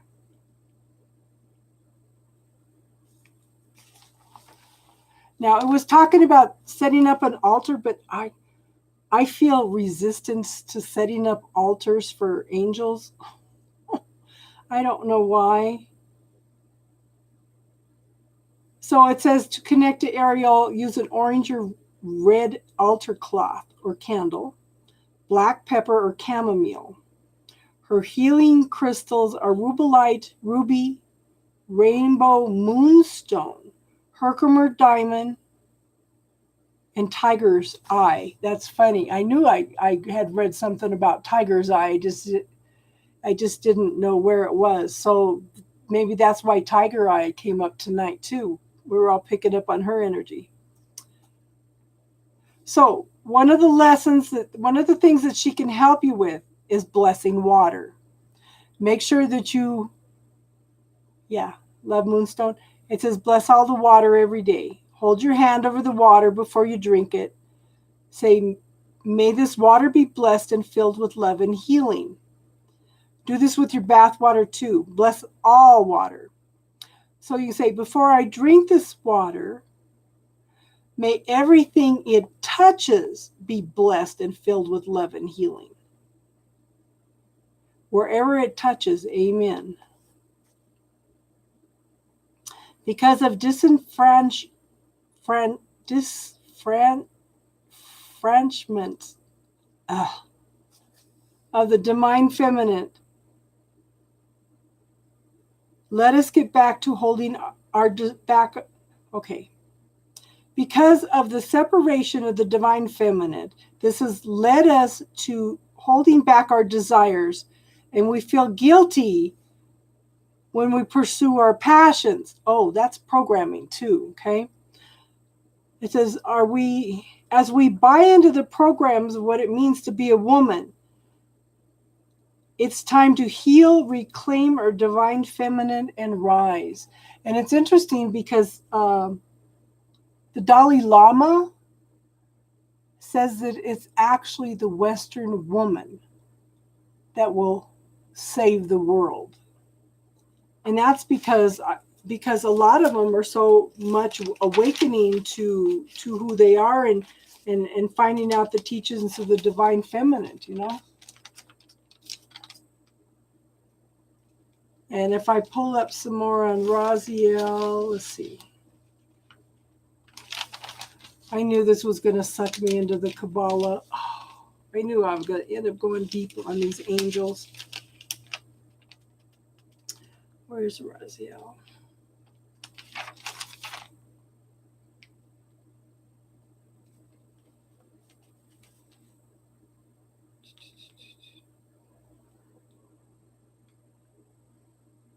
I don't see it now. I'll have to highlight them later. Yeah. So that's our first feminine angel, and I'll have another one next week. And her divine counterpart. I didn't write them all down, but I know that Uriel, his counterpart is Aurora. Shamiel is Charity. Michael is Faith. Gabriel is Hope. Raphael is Mother Mary. Sandalphon is Shekinah. Seraphael is Seraphina. Yeah.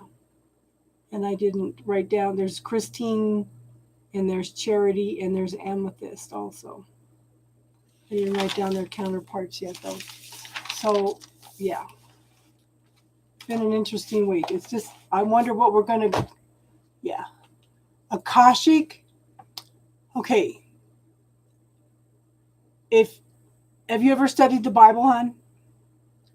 The Bible talks about the book of life. The book of life is the Akashic records. Everything we have said, done, experienced, every soul contract, everything we have been made, every lesson that we have learned in this lifetime and other lifetimes, dimensions, realities, worlds known and unknown, okay? Everything is stored in like this great, huge, energetic library. And we have the ability to tap into the Akashic records. Now, back in the 40s, only a few people were allowed to tap into the Akashic records. And then sometime in the early 60s, all of a sudden it was opened up to whoever is called, whoever wants to can access their Akashic records. There are special prayers and a ritual in order to go in and access the Akashic records. But everybody is welcome as long as you come with a pure heart and are open to learning. But everything, we make soul contracts with people before we came in. Like in the dream of being in the white room and talking to the parents and them and you not hearing them, that could have been a soul contract. You made a soul contract with them for them to be your parents and for you to learn certain lessons. That is stored, yeah. Yeah. That is all stored in the records. And you could access those records to ask about a certain person, a certain lesson. Okay. You can also ask permission to amend any soul contracts that you have made with somebody in this lifetime or other lifetimes. You just need to receive acknowledgement of the change. You can change it to, okay, I want to amend my soul contract because I feel like I've completed this lesson now. Or I want to shift the lesson to this or something. But that's the Akashic records is the records, the library of the soul, the spirit. Does that make sense, hon?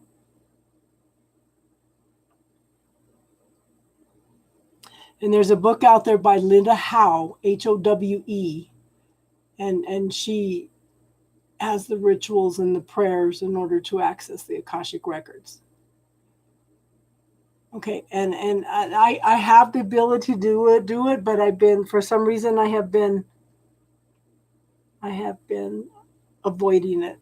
And I have done 2 readings now, and they were telling me you need to get into the Akashic records. I said, okay, there's something I need to be aware of then. You know.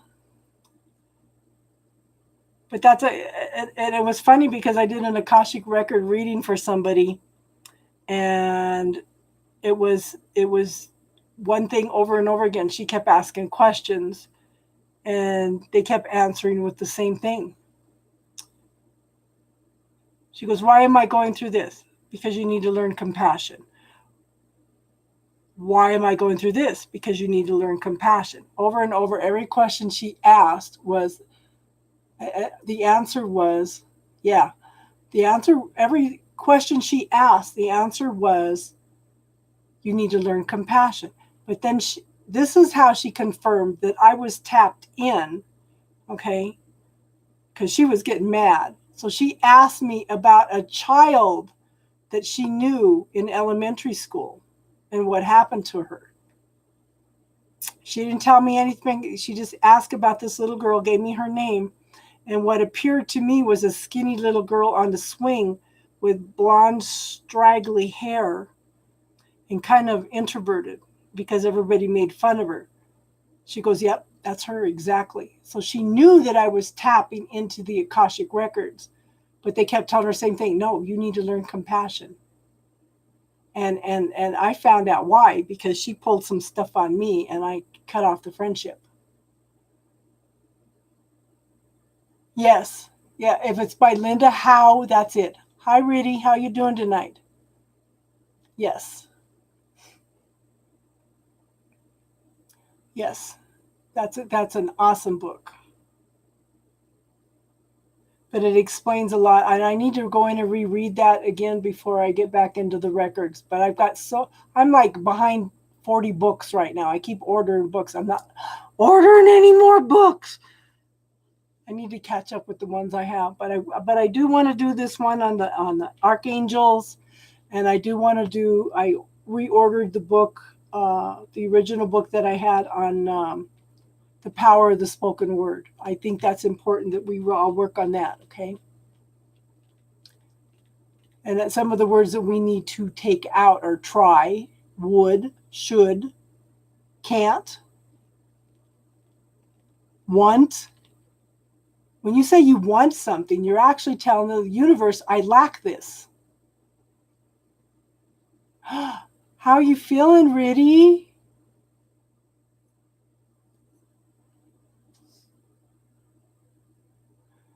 The power of the spoken word, not the solemn word, Tiff. Yes, I want to get through the archangels first, okay? Now, there are 7 rays, and there are angels assigned to the 7 rays. Now, there are 10 worlds in the Kabbalah.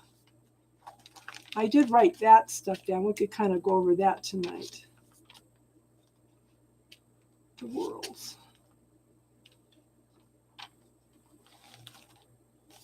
Yeah. I'm doing good, hon. When did they do your surgery?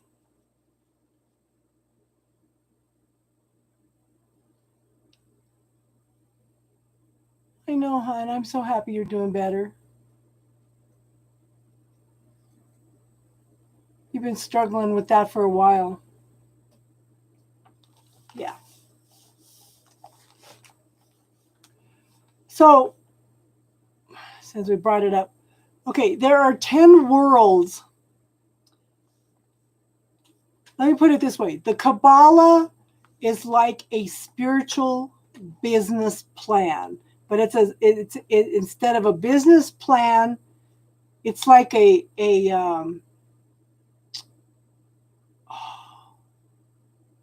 flow chart, a spiritual flow chart. Okay, each world is separate and each world is intertwined at the same time, and there's 10 worlds. Yes. And really, we're all going to send some healing energy to you so you won't feel so bad, hon, okay? So the top world is called the crown.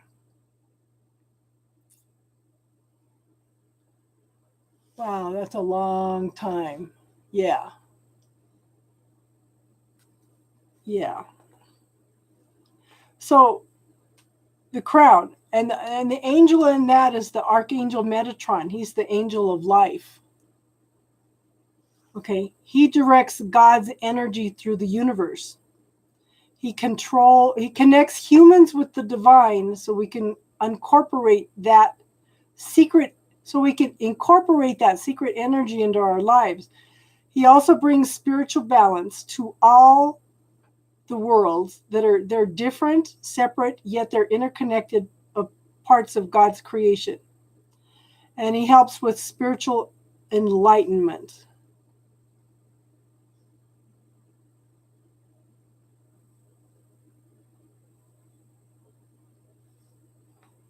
And in the world, okay, so I would also ask for protection for each one of these worlds.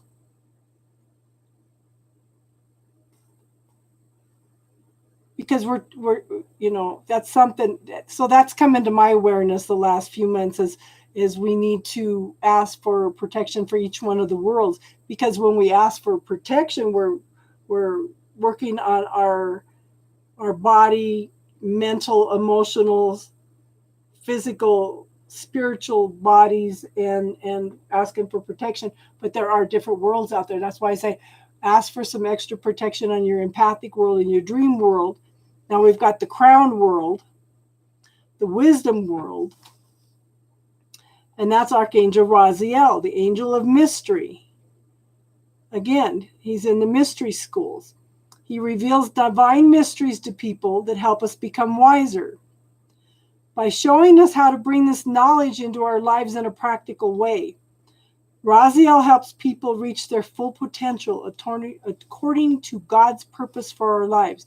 But then what did you contract with God? What did you and God talk about that you needed to learn in this lifetime?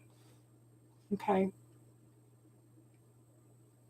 The next world is understanding. Archangel Zephkiel, angel of compassion and understanding. He leads the angels who send the spiritual understandings to people. He helps people learn more about God, sends them insights about themselves as God's beloved children, and guides them to make decisions in their daily lives that reflect that core identity. It's funny because I have felt Michael around me all my life, and Michael is almost like a royal blue. Okay. But I kept getting a lighter blue, and I couldn't figure out what it was until one night I was watching. You know how you get a Christmas card and it's got the blue sky, the navy blue sky in the background with the stars on it, and then you've got a black tree in the background with some other little black trees, and then it's got the snow and stuff in the front. Well, this blue light started at the bottom of the tree and worked its way up to the top of the tree and went boom, this beautiful blue light. And I said, Archangel Metatron. He's the angel at the top of the tree of life. And then something else happened that day that brought up Archangel Metatron. And then somebody called and was talking to me about something and said Archangel Metatron. It's like, okay, that's confirmation. That's 3. Okay. That's 3. Okay. So we get insights about ourselves as God's beloved children, and guides us to make decisions in your daily lives that reflect their core identity. In other words, it's still talking about going in, they're assisting us in finding our own inner truth.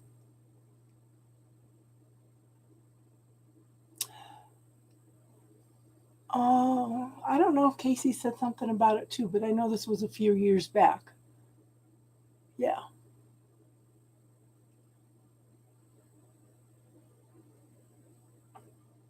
So the next world is mercy, and that's Archangel Zadkiel. He's the angel of mercy. He supervises God's mercy throughout the universe. So it's not just our world that they regulate, you know. They're energetic. They are everywhere. Don't ever be afraid. Yeah, yeah. Leo says that's his angel too, yeah. Don't ever think that you shouldn't ask them for help because their energy and they are everywhere. Okay, you're not taking them away from doing something else important. So he supervises God's mercy throughout the universe. He inspires people to be kind to each other. This also includes giving people peace when they pray, so they will be confident that God will answer their prayer according to what is truly best for them.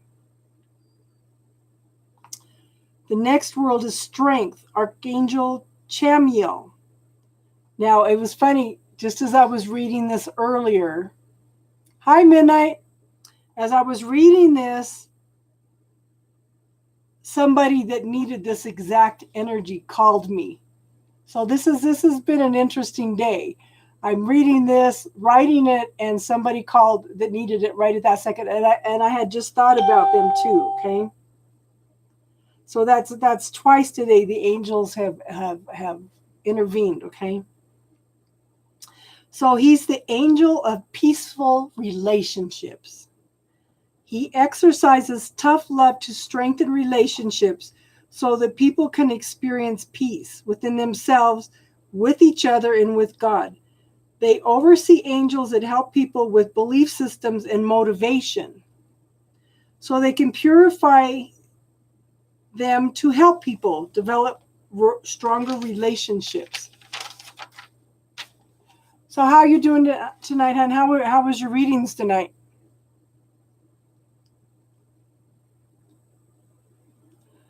So you're missing all the fun. We were doing some healing work, and it's funny. So let me ask you this, Midnight. Have you had anything pop up this week that's in your face that you need to work on healing? I'm just curious if you had anything pop up this week too. We've all been talking about stuff that's popped up.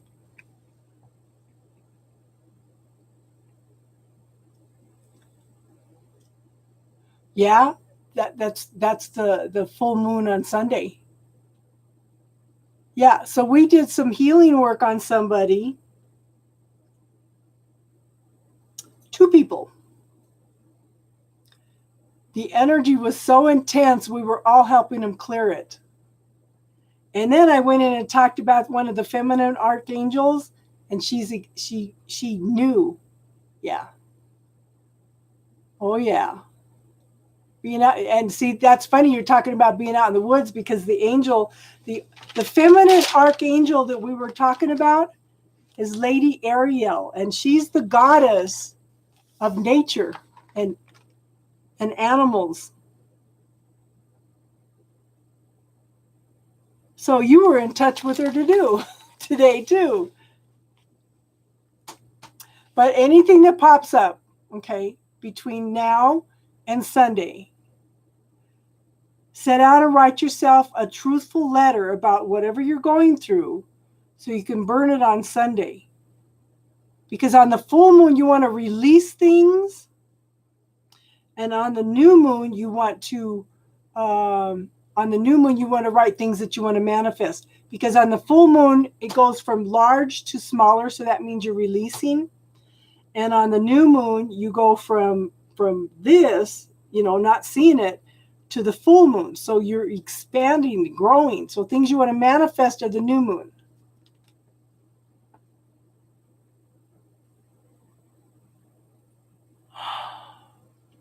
Automator. So one of the things you want to say, I am now allowing joy in my life. I am now allowing joy in my life. So, yeah, we had a couple people that released a lot of stuff tonight. Everybody was yawning and their eyes were tearing up, and yeah, it was It was heavy. Automator, you need to let go of that. So Darlene, not Darlene, I saw Darlene. Automator, what percentage of that depression is yours? First number that pops in your head.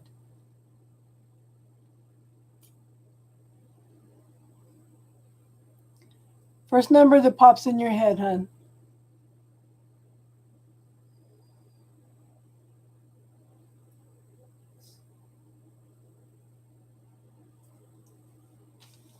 So I'm going to go on to the next. Okay, the next world is beauty. Okay. So that is a combination of Archangel Michael and Raphael. Michael is the top angel, and Raphael is the leading angel of healing. Together, this powerful team expresses the divine energy of beauty. They help people tap into the higher level of consciousness. The next world is eternity. Archangel Haniel, the angel of joy. He expresses God's eternal energy by helping people rely on God rather than on their own changing emotions, and by insights that can bring them joy in any circumstances. The next world is glory, and that is Archangels Michael and Raphael also. They express God's glory. Glory is beauty also. They fight sin. Now, this is interesting. If you look up the original meaning of sin, like back in the 1930s, 40s, the original meaning of sin was to miss the mark. Okay, we miss the mark and we go back. We learn from that and go back and try again until we manage it.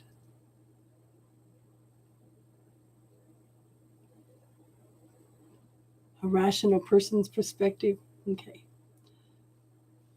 Okay, so they make sure that the splendor of God's perfection and his perfect design for creation wins out over sin, over missing the mark.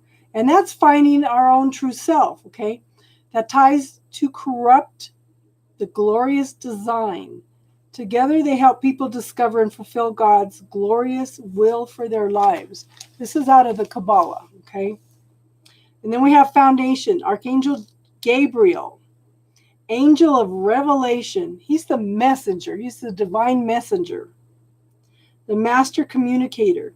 He's in charge of the tree of life. He connects people to God through messages of faith and helps people rely on their faith to make transitions in their lives. And the last kingdom is Archangel Sandalphon, angel of music and prayer. I was going to tell Austin about this earlier. Austin, you still here, hon? Archangel Sandalphon, angel of music and prayer. He sends messages between God and mankind. He keeps the energy flowing, nurturing all parts of the kingdom. Yeah. So did you hear that one, Austin? I was thinking about you when I was writing that up. So Archangel Sandalphon. So that's the 10 worlds of the Kabbalah. And I'm sure we're going to end up exploring that more often.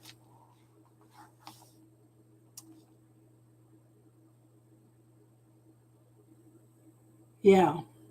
And then the chakra angels, okay. So the rays that the angels are on, Archangel Michael's the first ray, which is blue, which is power and protection. Jophiel is the second ray. He's yellow, on the yellow ray, illumination and wisdom. Chamuel's on the third ray. That's pink, and that's love. So Gabriel is the fourth ray, and that's white, harmony and purity. Archangel Raphael is the fifth ray, and that's green and healing. Uriel is the sixth ray, and that's gold, and that represents peace. Zadkiel is the seventh ray, and that's violet, and that's freedom. Okay. And then if you look at the chakra archangels too, we have Cassiel, that's first chakra. Okay, that's physical energy, passion, courage, power, will, desire, survival, and spiritual, physical needs. I need to go in. I think I have these papers right here. Carolyn Miss, she had some awesome paperwork on the chakras, what they were in balance and what they were out of balance. And I think it's down here in this cupboard here, so I need to look for that. I made myself a note. Okay, and then the second chakra is Archangel Samiel. Okay, that's emotional balance, desire, passion, creativity, abundance, freedom, personal expression, and sexuality. And the stones are orange calcite, vanadinite, carnelian, amber, and coral. Third chakra is Raphael. That's yellow. Personal power, strength, sense of self-worth. And that's amber, citrine, yellow jasper, and golden calcite.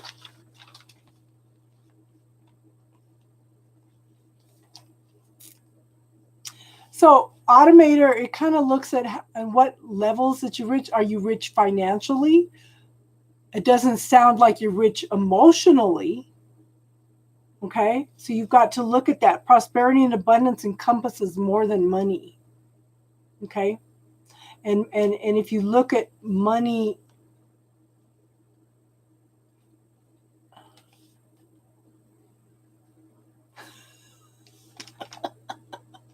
you're funny, Tiffany. So the fourth chakra is Aniel, and that's the heart chakra. So that's the heart, lungs, blood, and circulation, love and compassion. So that's rose quartz, emerald, green aventurine, malachite, and jade. Fifth chakra is the throat, and that's light blue. Okay, that's communication, truthfulness, and creativity. And I didn't write down the rocks for that one. Sixth chakra is the third eye, and that's Sachiel, and that's purple.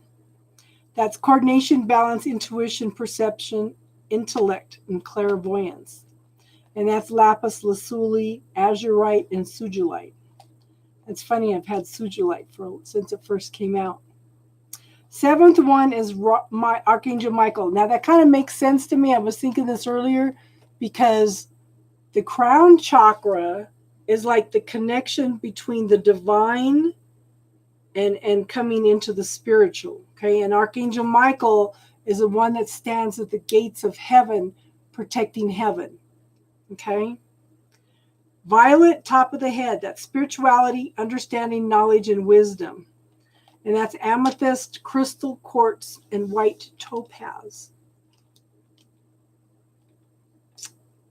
Yeah. So that's a little bit about, I want to go more into what the rays and what each one represents too. So, yeah. It helps. Yeah. See, Tiffany has learned, instead of saying weight loss, because if you lose something, the body's going to go look for it. So if you release something, then it's not going to come back unless you let it. You have a little more free will choice in that.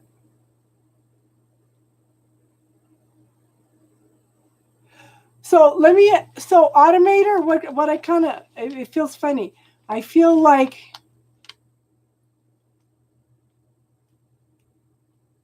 okay, so what fears do you have about losing money?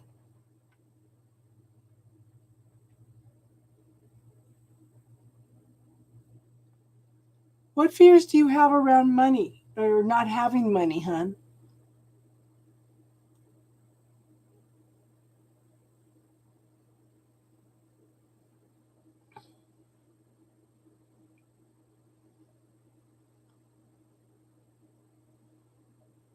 And I feel, yeah, I feel like you have a tight control on it. What else?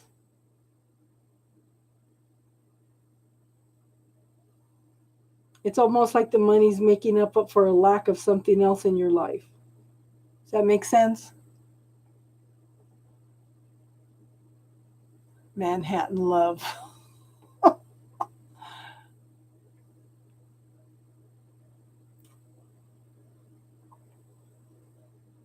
You should come down here and explore Colorado and see if you don't find some peace down here. And not that kind of peace. I'm talking about internal peace. Oh, I can't believe I walked into that. Oh.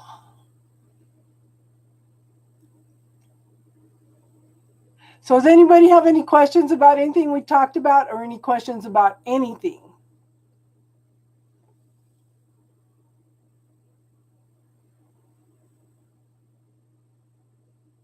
Yeah, it's all personal choice. I have a nephew that his belief system is that you can't have a relationship and have money.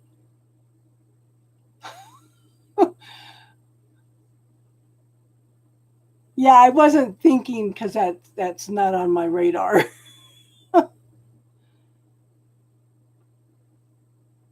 You're funny, Automator. But see, this channel is to make you think. Prenup. Yeah. Prenup. You guys are all laughing at me now. That's not on my radar, so I don't even think about it.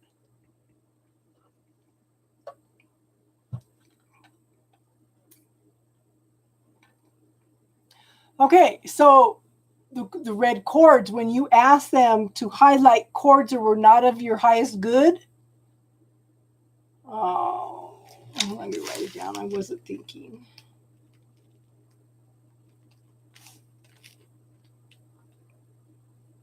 Okay, so when you ask them to highlight something that is not of your highest good and highlight it red, that's showing you the chords that need to be released, the things that are holding you back. Okay, and you can go in and ask for any chords from any trauma, drama, abuse that you had as a child, any chords of being picked on as a child, for them to be highlighted red, and do the same thing, hon. Go in and ask for that specifically. Those could be totally different chords. If you have specific instances where you went through a lot of trauma, okay, you need to call it up, look for it, and let it go. We had a lady on here that had an attachment to a house from her childhood that was holding her back. That was an interesting night. That was an interesting night.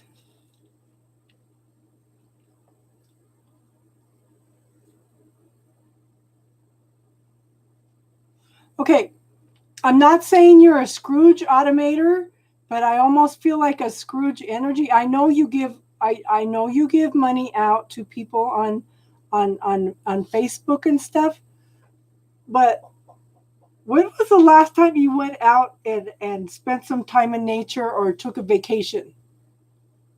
Automator. When's the last time you took a vacation?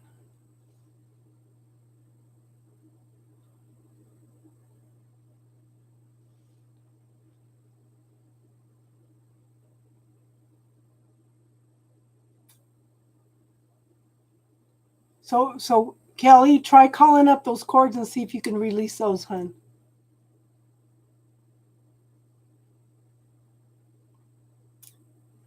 So it was interesting because when Austin's chord came up, it originally came up black, Okay? It's like if it was trying to hide itself. Then I don't know what he said, what he asked it, but it eventually turned itself red, identifying, yeah, okay, you're aware of me now. I can't hide. So the healing team highlighted it red, so he knew exactly what to let go of. And that was huge. Okay, so Midnight, you've never been on here when we've done this. Okay, close your eyes, hun. Okay. I want you to think of a situation. Oh, no. Okay. Think of a person that you have released from your life. Let's use that. Somebody that you didn't part with on good terms. Okay. Close your eyes. Visualize your body. Ask, okay, call in your healing team. Ask if there are any cords between you and that person that are not of your highest good, and have them highlighted red.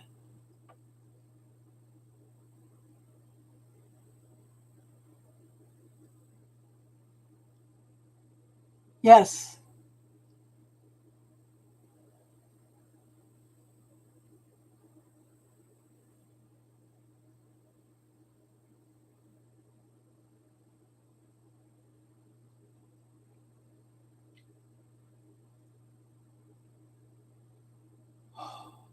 So if you do that Midnight, let me know what you see.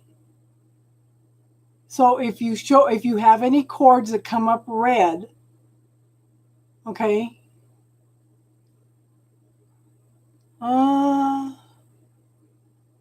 Okay. So the colors are coming up green. So ask those green cords if they are okay.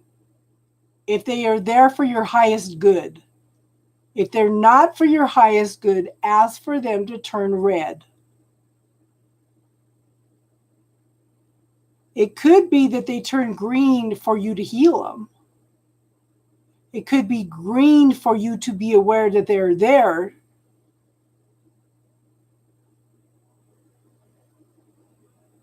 Automator, what do you mean you got the message goodbye? No, I'm just asking you questions, Automator. If I didn't want you here, I would have kicked you off my channel, hon.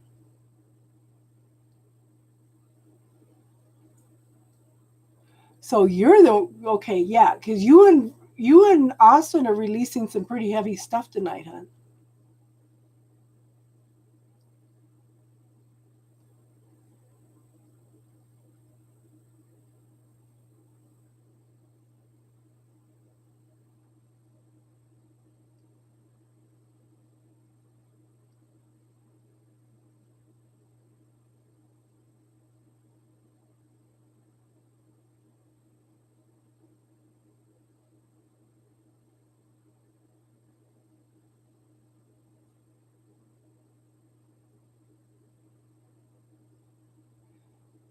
If you had a bad energy, hun, Automator, if you had a bad okay, if you had a bad energy, you would have been deleted from this channel, blocked from this channel a long time ago, hun. Hi, Alice. So, Automator, did they turn red? Yes, yes. And I think that Lady Ariel is definitely here for everybody tonight.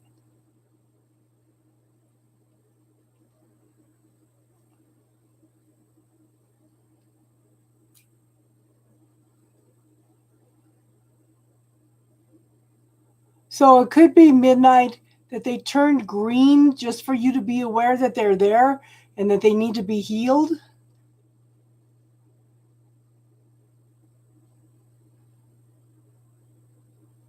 Okay, good. Then do that. Maybe you need to release this person. Okay. Maybe you need to release this person into nature.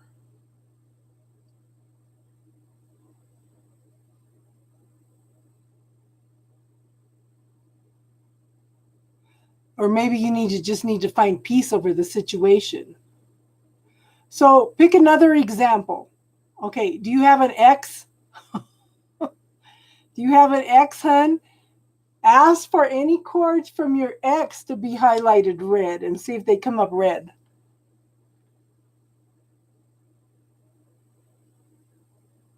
We need to find somebody that we can, to release the energy on. But yeah, to me, green would also be nature. Yeah.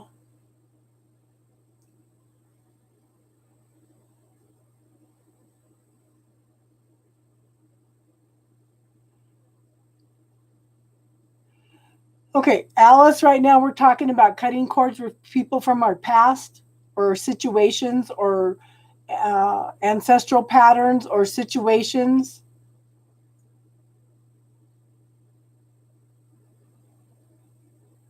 Okay, is there somebody in your life that you've had some trauma and drama with? Don't be sorry, hun. You're welcome to contribute to the conversation. Do you have any exes, any trauma, drama, or anyone, okay, that has hurt you in your lifetime? It doesn't have to be an ex. It can be an old friend. It could be a family member. It could be a trauma from a childhood. Like I said, I had a lady that she had an attachment to a house from when she was a child. Once she let go of that, a lot of things shifted.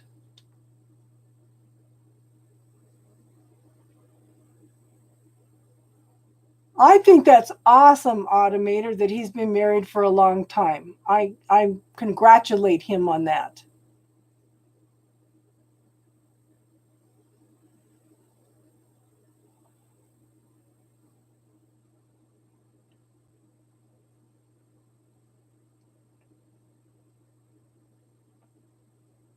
So just pick something that has caused you trauma, drama, or something.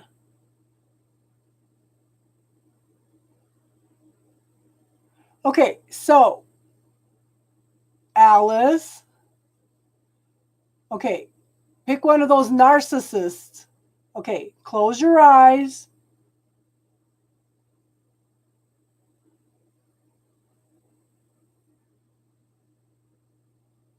Oh, honey, he's got some awesome, awesome kids and everything. He's got a good energy about him. Okay, so Alice, pick a narcissist, okay, from your past. Close your eyes, visualize your body. Call in your healing team. Okay? Think of this narcissist. Ask for any cords from this narcissistic person that are attached to you be highlighted with red. The reason I pick red is because it's a very slow vibrating color, and it's easier to pick up on. Now, people that are police officers may know the significance of red cars. Red cars draw your attention. Red cars get more tickets than any other car. They did a study on that. But red is a very, very slow vibrating color, and it catches your attention. That's the only reason I say red. No, I'm not referring to you. I'm talking to Alice right now, okay?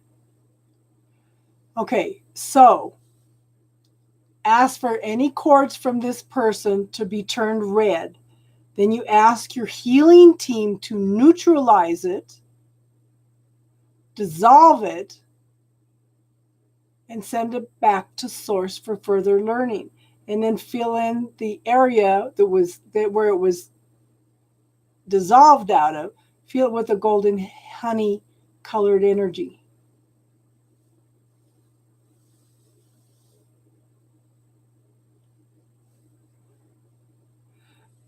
I just feel, Automator, I feel that if you're drawn to this channel for some reason, there's something that you want to work on healing, and it just hasn't come into your consciousness yet. Yes, thank God. So put a little bubble of protection around your car so the police don't see it.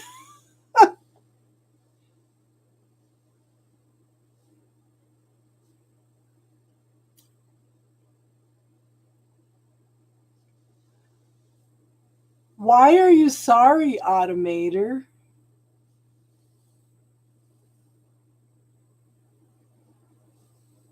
Yeah, put a blue light of protection around your little red car. It'll help protect you from accidents too.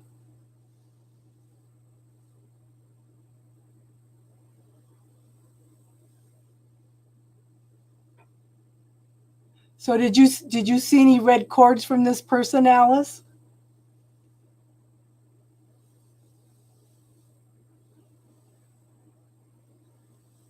You see your red car and you want to paint it black? They seem to be drawn to blue cars. So you didn't see any red cords? Okay. So ask. Okay, so close your eyes and ask any cords that are attached to me that are not of my highest good. You too, Midnight. You see brown. Okay. That's interesting that you guys are seeing different colors tonight. To me, ground would be very, very grounding. It might be mucky energy also. Okay. Um, okay. So ask those brown cords. Ask them if you were not of my highest good, turn red.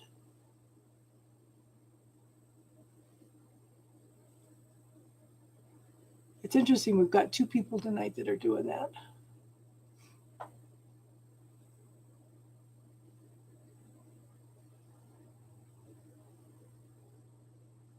That way you can identify which ones that are not of your highest good.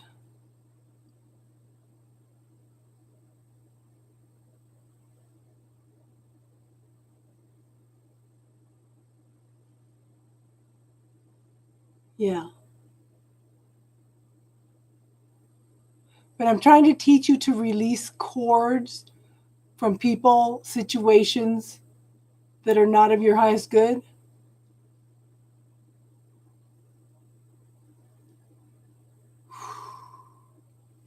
So the car accident was actually a tower movement that started your healing.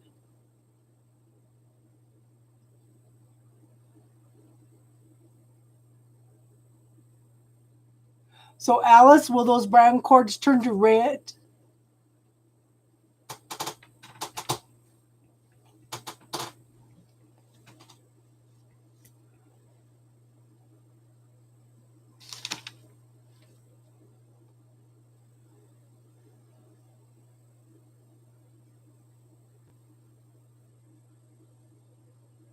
Okay, so ask your healing team to neutralize those cords. Okay, dissolve them and send them back to source for further learning.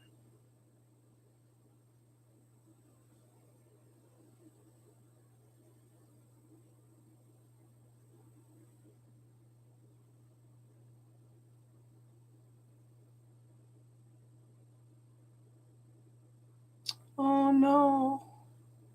I'm sorry to hear that, Jason.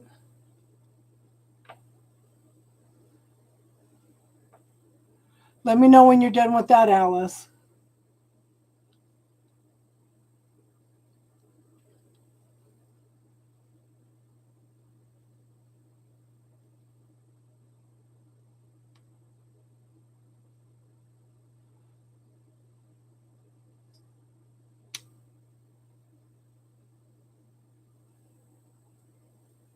So I would set up a boundary, Alice. Okay, when those cords dissolve and they're gone, and you heal them. Okay, ask for this person to only reattach if they are willing to come back in a more healthy, um, My mind went blank. I feel like in a more healthy way. Okay.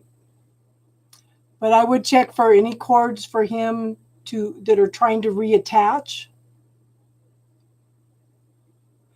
You could put up a mirror between you and him, a energetic mirror facing out, deflecting his energy back to him.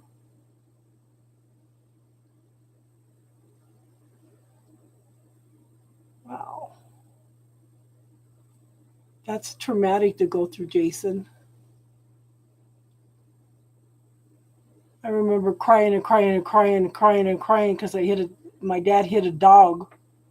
That was devastating. And then I hit a deer with my car one night. I called my son crying.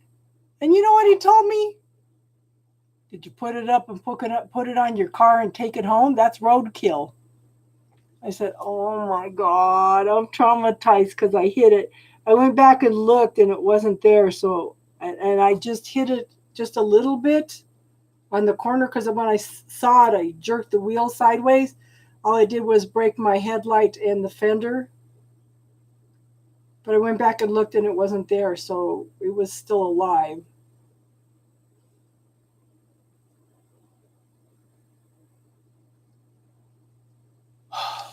So, Alice, ask if there's any cords attached between you and this person in your heart.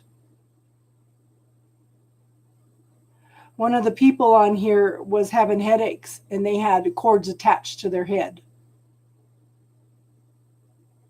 Is there any cords that are attached to your heart that are not of your highest good?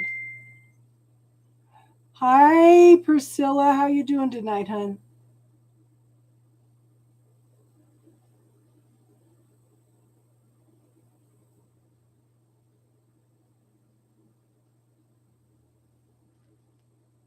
Oh, wow, that's beautiful.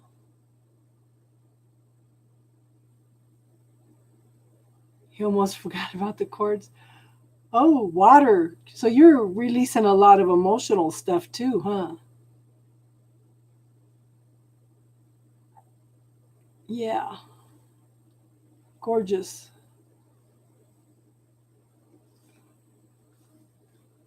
Hi, Tiny Trinkets and Tarot. How are you tonight? Okay, so this has been an interesting night. Okay, if you guys want to go back and watch the first, hour and a half of the video, we talked about releasing stuff. Okay, we released some heavy stuff, and it's interesting because the feminine archangel that we talked about tonight seemed to be here through all the releases of everybody was going through. Are you watching the news while you're listening to us, Automator? There's resistance against Scandinavian culture because people don't like the idea of a democratic socialist country. They don't like the idea of paying 38% in taxes, but they're paying 38% in taxes and they are receiving free health care and free university.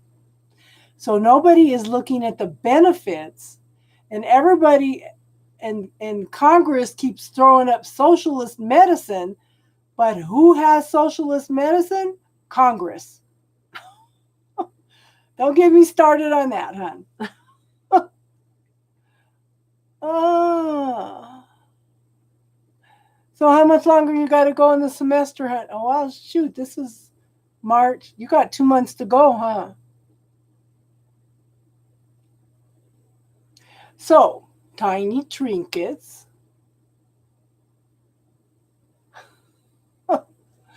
Tiny trinkets.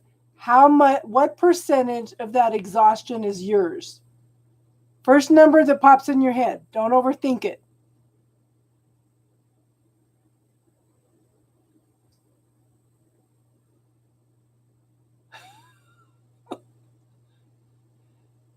Automator, I'm an old lady and I have seen different types of government. Yeah, I see you, Casey. I see you, hun. I see you, Priscilla.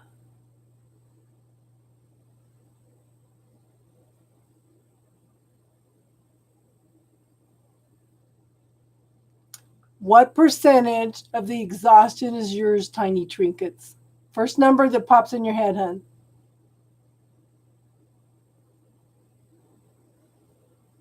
This is one of the things that I say on this channel. Yeah.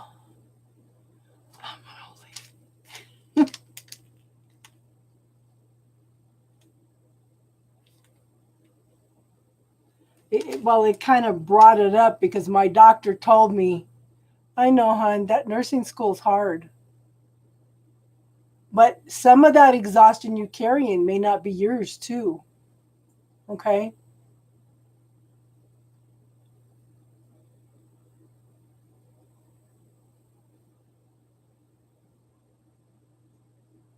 Yeah, my twin flame is a nurse. 30%. So the 70% of exhaustion that's yours, send it back to whoever it came from, or just send it back to source with love and consciousness for further learning.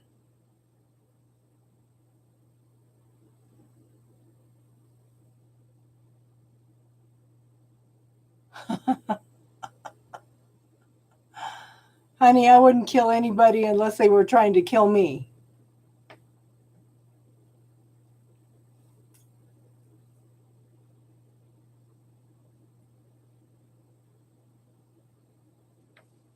Only in self-defense.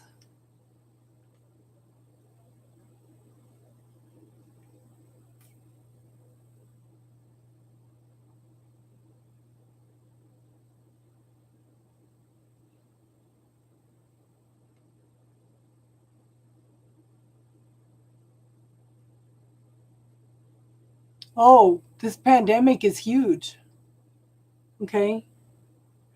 So did you send back the 70% of that exhaustion that's not yours, hon?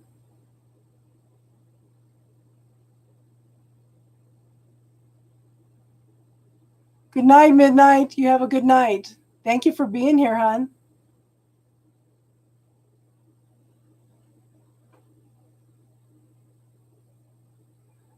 So, Tiny, when you send back the 70% of exhaustion that's not yours, I want you to put up extra protection, ask for extra spiritual protection around your dream world and around your empathic world, and see if that helps lighten up some of the exhaustion, hun. Okay, let me tell you something, Automator. They did a study. You can already feel a shift. Good, good, good, good. Okay, Automator. They have done a study that people that will not kill for any reason, not even to defend themselves, are victims. These are the people that serial killers energetically pick up. Okay? Because they're easy prey. They're victims. They will not defend themselves because they believe killing is wrong, even if it's to defend themselves or their children. So they are victims. I can see you, Priscilla. Can you not hear me, hon? You're welcome, Tiny Trinkets. I'm glad that helped, hon. Okay, I'm not a victim. I'm not a victim, okay? I will kill to defend myself. What can I imagine better? A whole lot. Learning to say no, learning to defend myself, learning to set boundaries. Okay, if you have the energy, if you have the mentality, I will kill to defend myself, you are setting up an energetic boundary out there. Doesn't mean that you will ever have to do it, but you're setting up an energetic boundary out there. Oh shoot, I'm cooking something on the stove and it's getting low. Hold on. I hear it.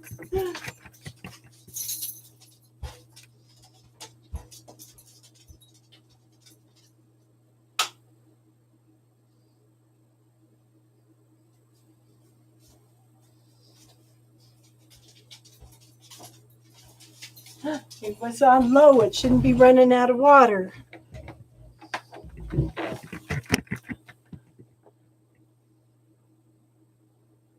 Exactly. But see, that's when yeah. Doesn't mean you're going to kill somebody. It just means that you're going to defend yourself. There are other ways not to kill somebody, you know. Again, yeah, like you said, shoot him in the knee.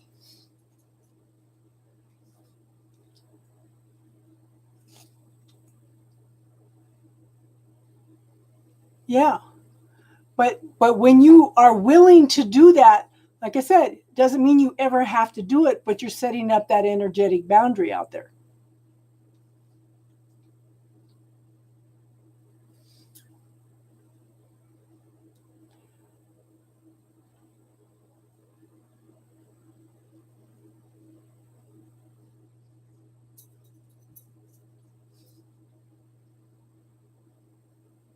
Oh yeah, if somebody was going after my kids, I'd be all over that.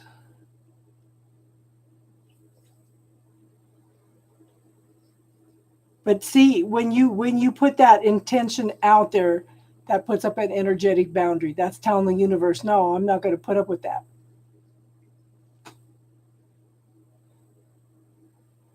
You know?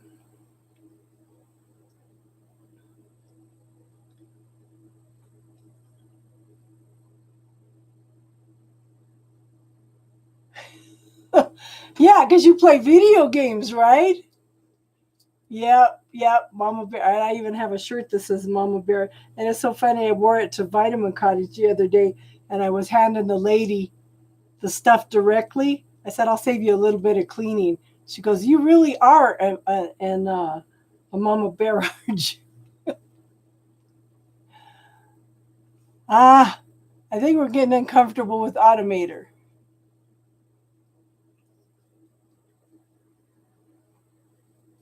Oh,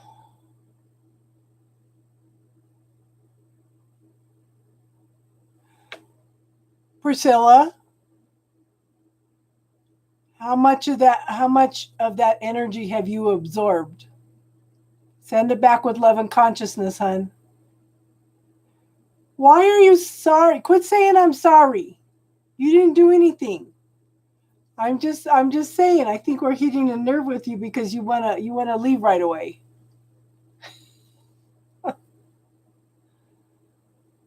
Priscilla, send everybody's energy back with them. The people that gave you a bad time at work today, the crazy person yelling at sick things to you outside your work, scan your body and see if they're in your energetic field. Have them, okay, any energy from any of those people that gave you a bad time today. But if you're feeling it, okay, close your eyes and scan. Look at your aura, your energy field outside your body. See if there's anything floating around outside your body. Because I think you've got some things floating around outside your body that we could neutralize.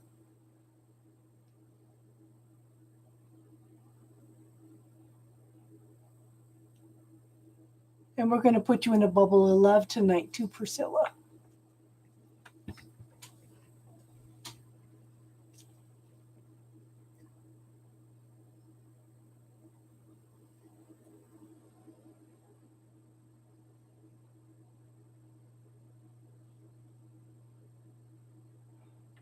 So, Priscilla, close your eyes, look at your energy field, and see if there's anything floating around.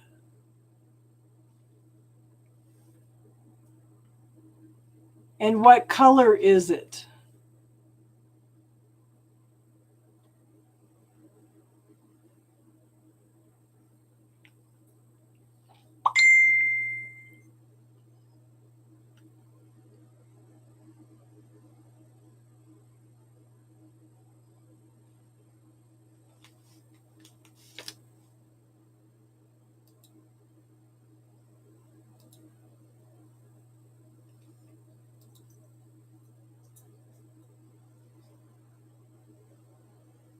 Because I feel, okay, it's almost like somebody threw a bunch of energetic darts at you today, hun. That's why I'm saying I feel like you got some things stuck in your energetic field. That makes sense? They're throwing all these darts at you and they're stuck. They're just stuck there. Now, if these darts are black, I want you to create another one in white, the exact same size and shape, and bounce them together.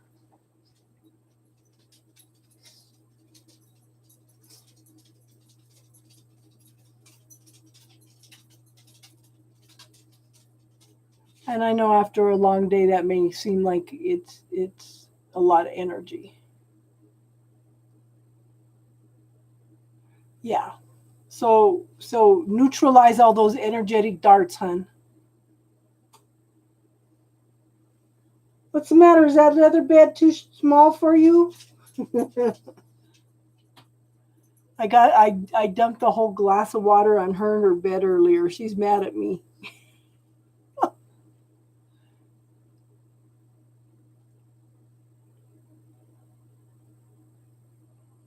So just try it, hun. Close your eyes and see if there's anything stuck in your energy field. Just another tool to use, hun.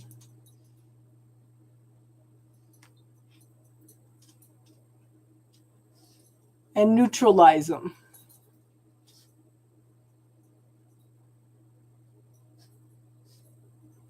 Yeah, she's not happy. She wants to lay under my feet, but the floor is cold.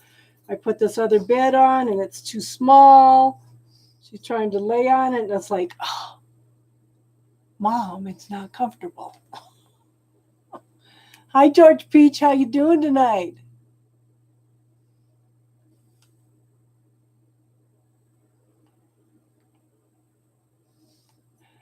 Priscilla, I'm talking to you.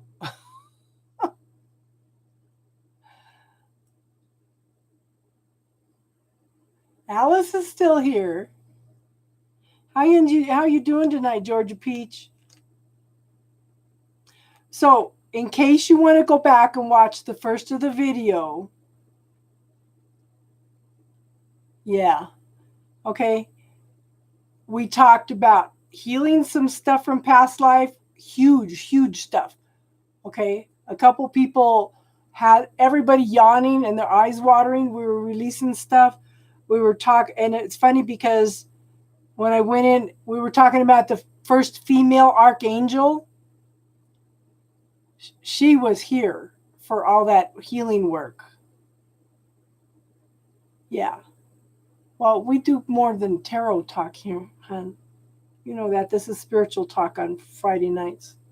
But we were talking about feminine archangels and working on clearing some stuff. So, yeah.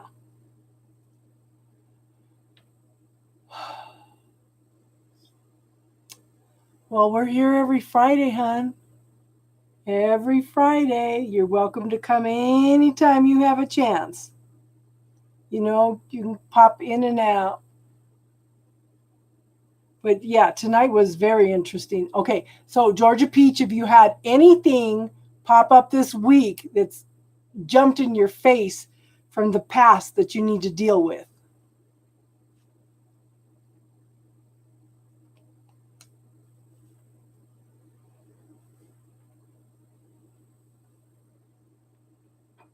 Has anything popped up that you need to, anything, anger, frustration, something from the past, anything come up this week?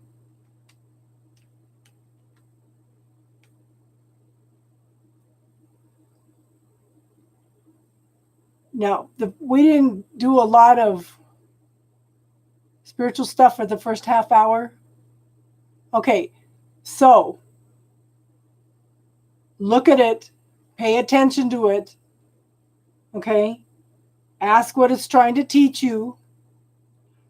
Write a long letter to yourself, being truthful with yourself about everything that's coming up. Yes, it could be strong memories. It could be a situation. It could be a person. Yes, Kelly. Okay.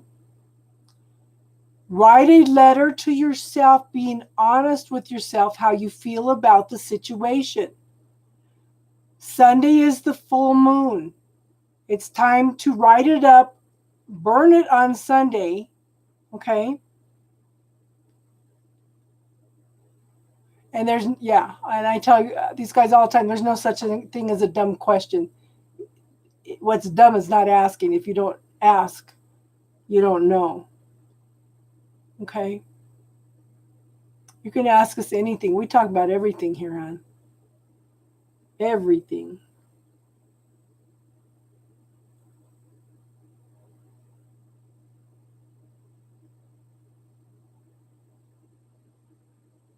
Did that help any, Priscilla? Did you see anything floating in your energetic field, or are you just too tired to do it tonight? Yes. Yes. Yes. Yes. Start writing it all down tonight. Be honest with yourself with how you're feeling, okay? Pour your heart out to yourself. Nobody's going to see this. Okay. Now, were they darts in your energy field, Priscilla, or were they cords?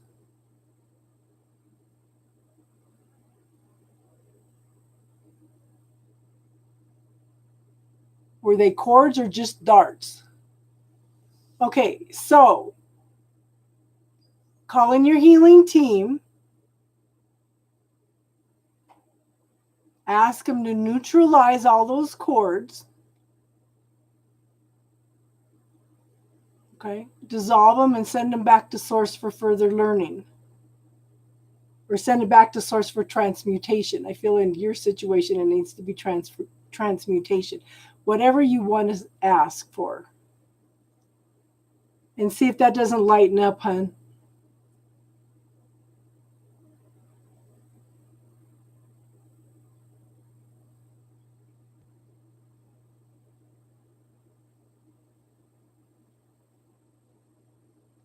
Same thing, George Peach. Close your eyes, scan your energy field, ask for any cords that are not of your highest good, or any cords of anxiety, anger, frustration, past situations, trauma, drama.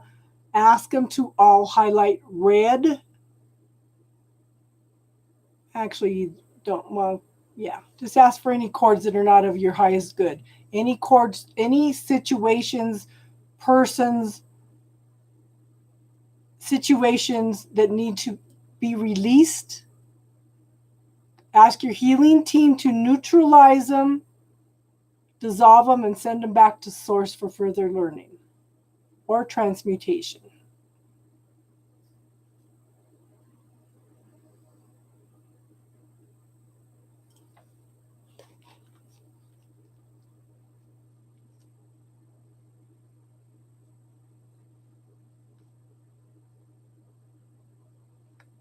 We've missed you, Georgia Peach.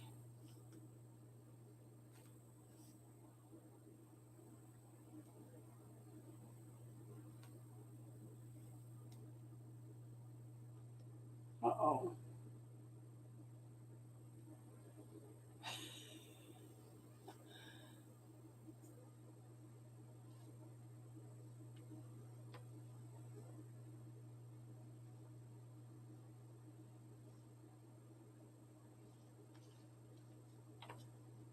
My grandson said, "I just want to rest my eyes."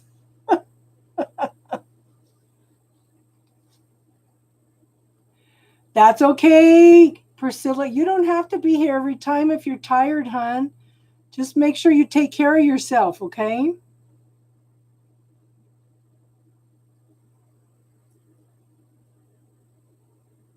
That is the smartest kids. Okay, I have 11 grandchildren, 7 great grandchildren, and this little boy is the smartest kid I've ever seen in my life.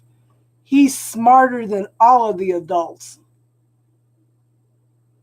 He is, yeah. and very, very, very sensitive.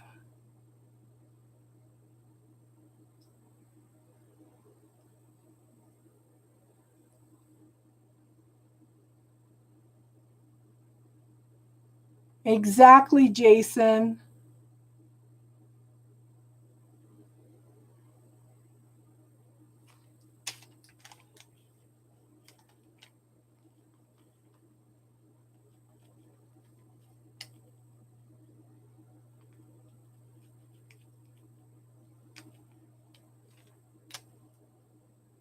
Yeah.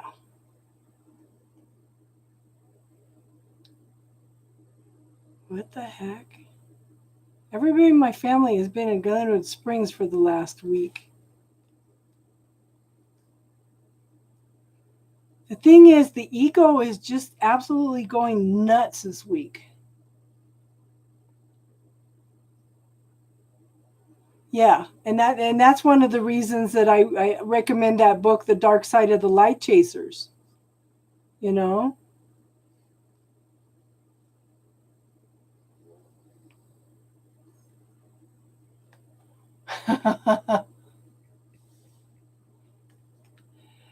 Keep asking the questions, Kelly. That's what we're here for.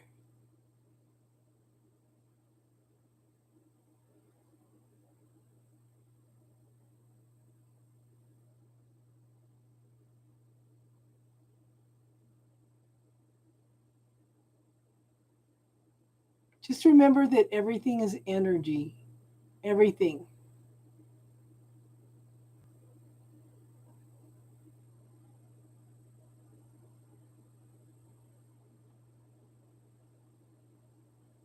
What does BW mean?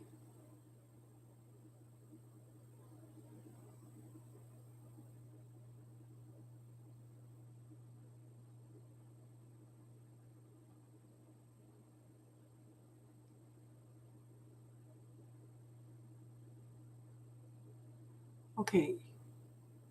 What is BV?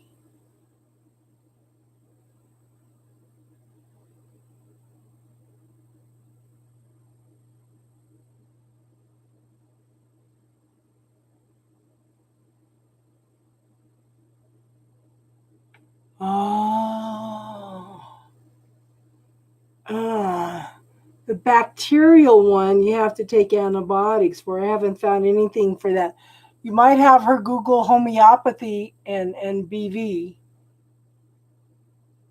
Okay.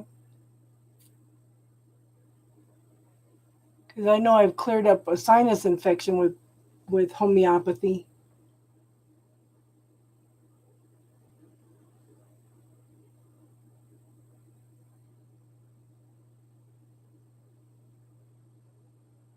And then you need to take the probiotics because you're going to come down with the candida, and that's going to cause the yeast infection. Oh, sorry, guys. It's a whole cycle. It's a whole cycle.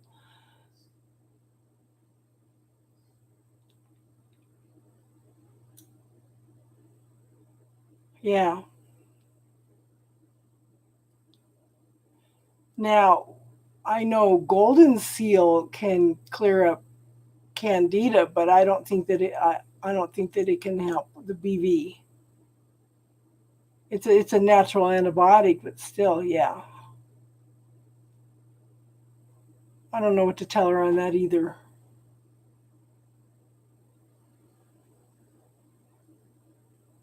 That's not going to help a bacterial one, hun. I'm worried now that this keeps. I didn't even move the table. Why is the heck of it? No, it's definitely the table.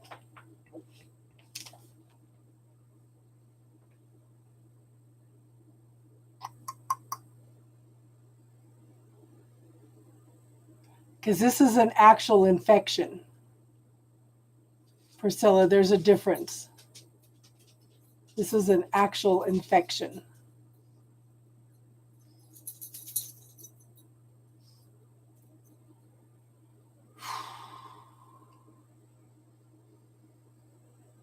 Yeah. Oh, don't even look at me and start wagging your tail. I know, it's almost 10. My dog runs my life.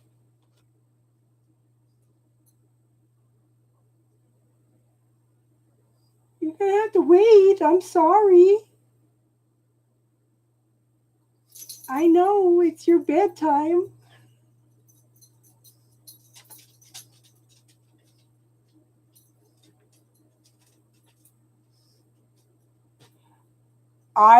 Okay, so it's not so much the soaps, it's the scents that they put in the soaps. Okay, so if she's had the antibiotics, is she sure that it's not a yeast infection now? She may still think it's BV, but it may have turned into the actual yeast infection now.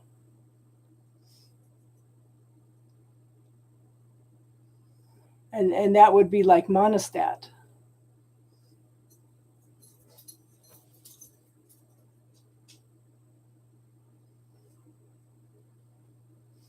Or probiotics. A probiotic and a prebiotic will help rebuild. Yeah.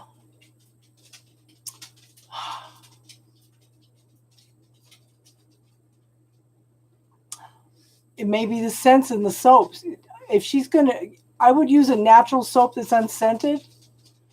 What I use is a coconut oil soap that's natural and doesn't have any unscented in it, any scents in it.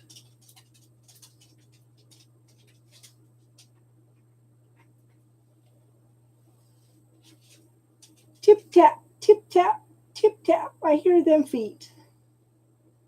What do you got in your mouth? Huh?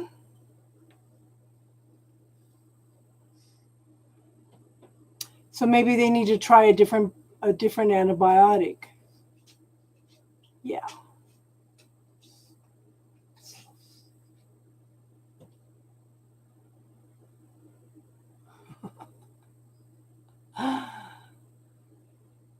Now, if it was a yeast infection, you could put some golden seal in.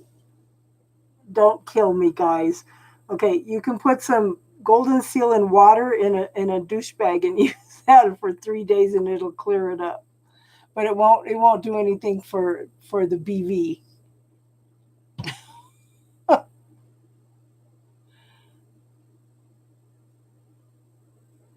I told you we talk about everything on here.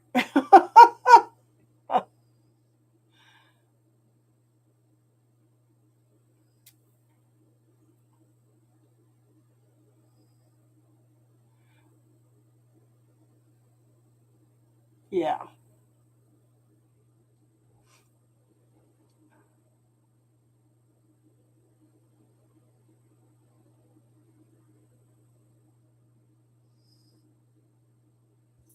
Yeah. So just if you're going to use soap down there, make sure that it's unscented, because the scents will cause problems.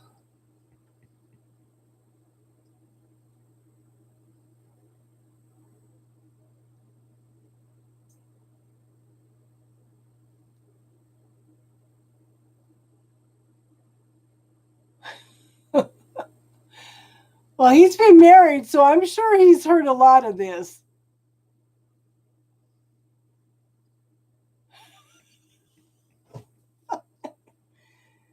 You should know by now, Darlene. We talk about everything, but we usually don't have men here. Yeah. Yeah. Most of the soaps, okay, so I use something that's like I said, it's coconut oil soap. There's no scents, and it's all natural, and it's one of those ones that are certified organic and um, fair trade. Fair trade.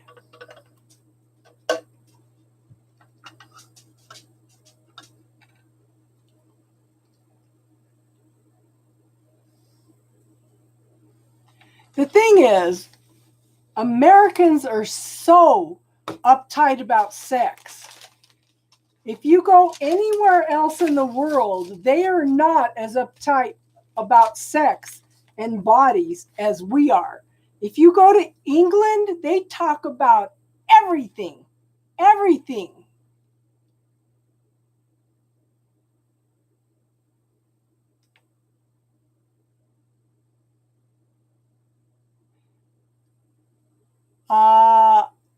It's an okay. What I use is an organic coconut oil soap.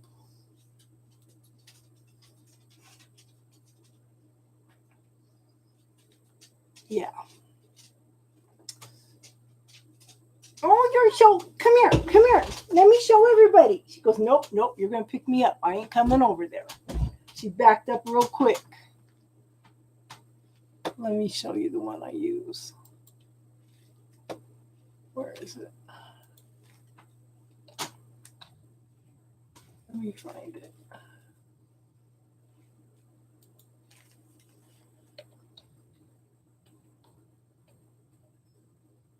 Come on. What the heck?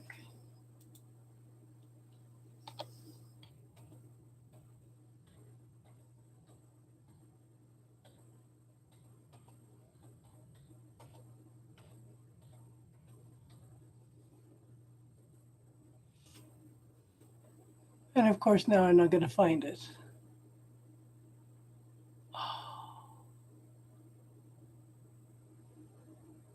Nope. Let me look at orders.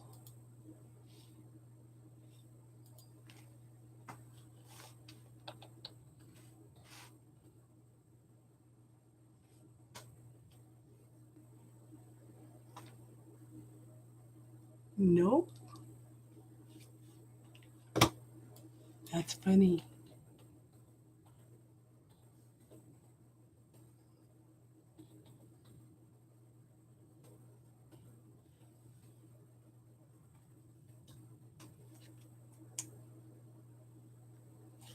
Shea Moisture, it's called.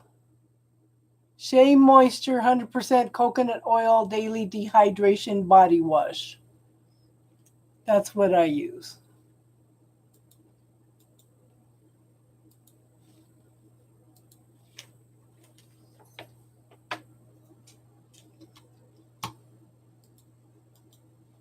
Okay, hold on. Let me see what she said. Trying to help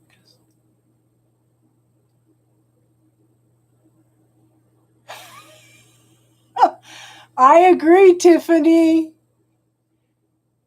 Quick question about the closing your eyes and seeing the cords and whatnot. Do you have to close your eyes? I feel like it works better. Okay, Kelly, there's no right and wrong, hon. Whatever works best for you. Okay? If you feel like it works better for you with them open, then do it. I'm just trying to give you some tools. Okay? I'm just trying to give you the tools. You can adapt it to whatever works for you.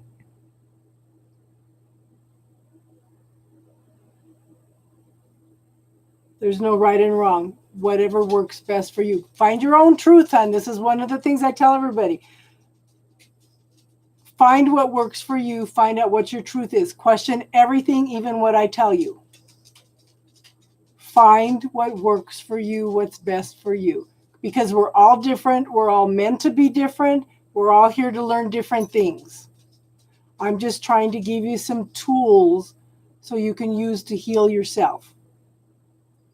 You know, a lot of these tools that you could go to somebody else and they charge you $150 for doing this. And it's actually you. All I would be doing would be facilitating you doing the healing work for yourself anyway. Nobody else can heal you. You can only heal yourself.